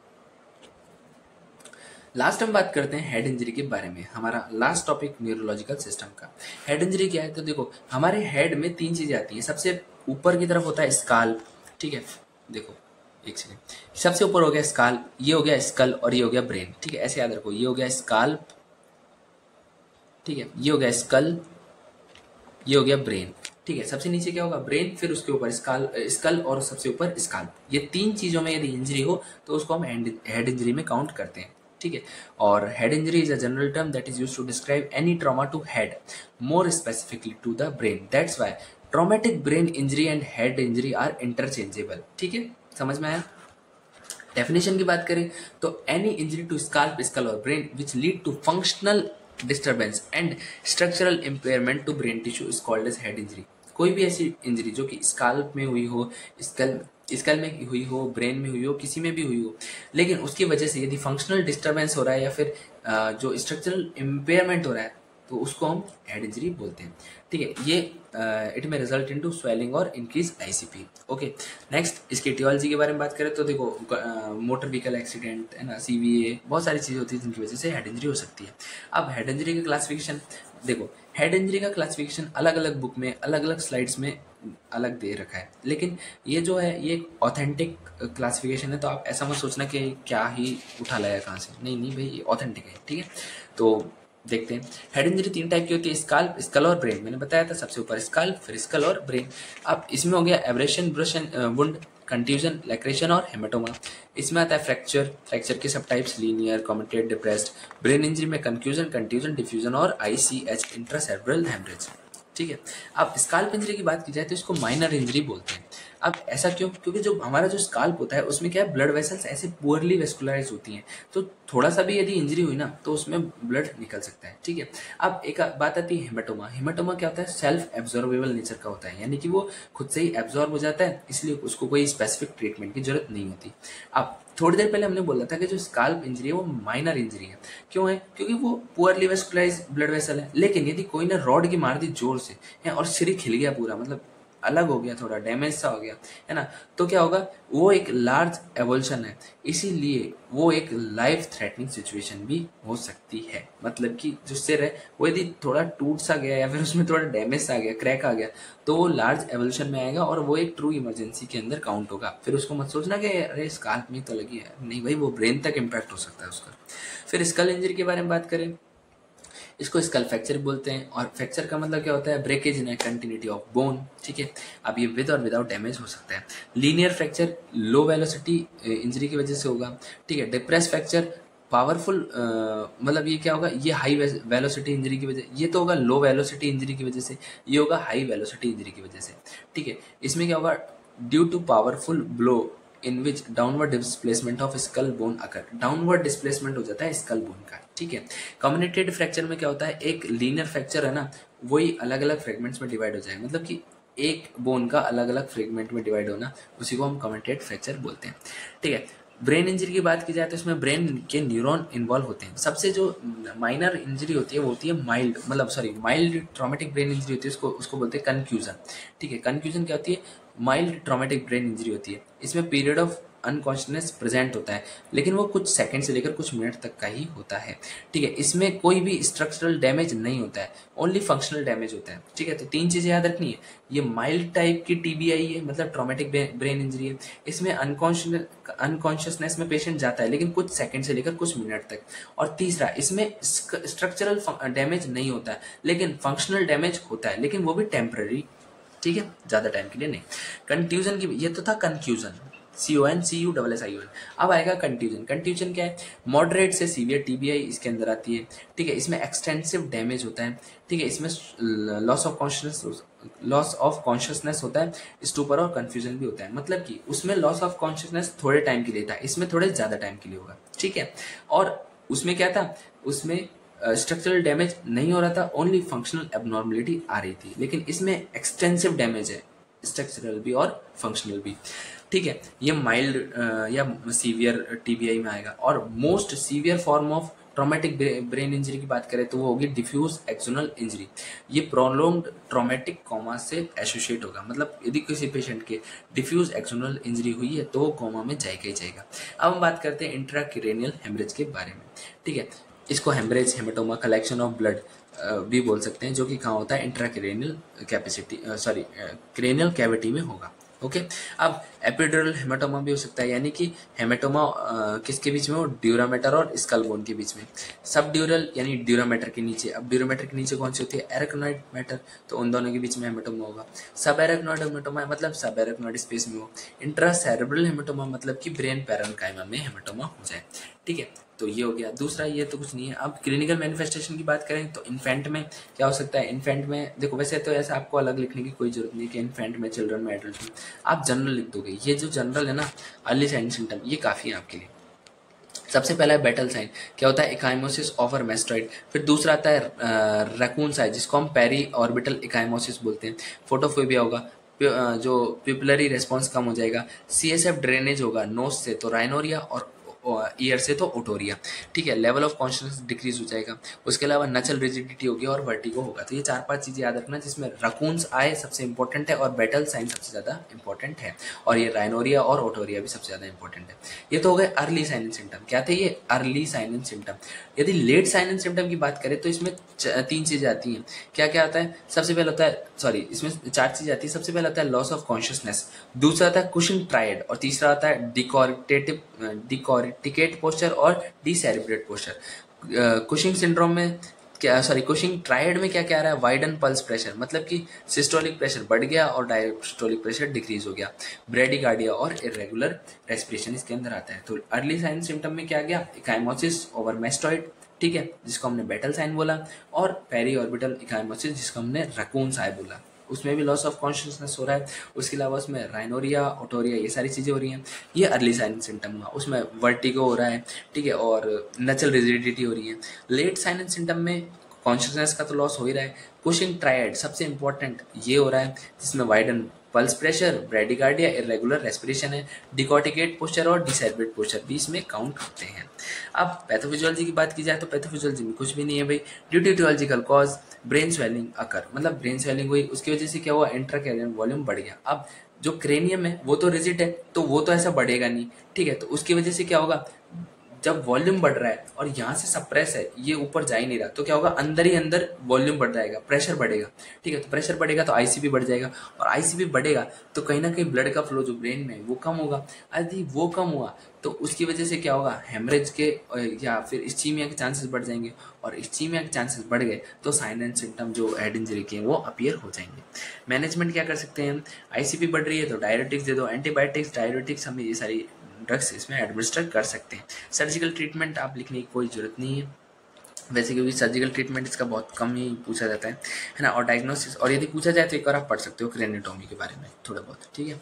और डायग्नोसिस में ineffective airway clearance, cerebral tissue perfusion, alter nutrition, fluid volume deficient, ETC and ETC. So this is all about our topic. आज हमने 5 यूनिट्स को फिनिश किया, जिसमें हमने सबसे पहले देखा बर्न, आई, न्यूरो, ऑन्को और इम्यूनोलॉजिकल सिस्टम। ये हमने 5 यूनिट को आज फिनिश किया। यदि आपको लेक्चर पसंद आए तो please like, share and subscribe our channel. Thank you so much.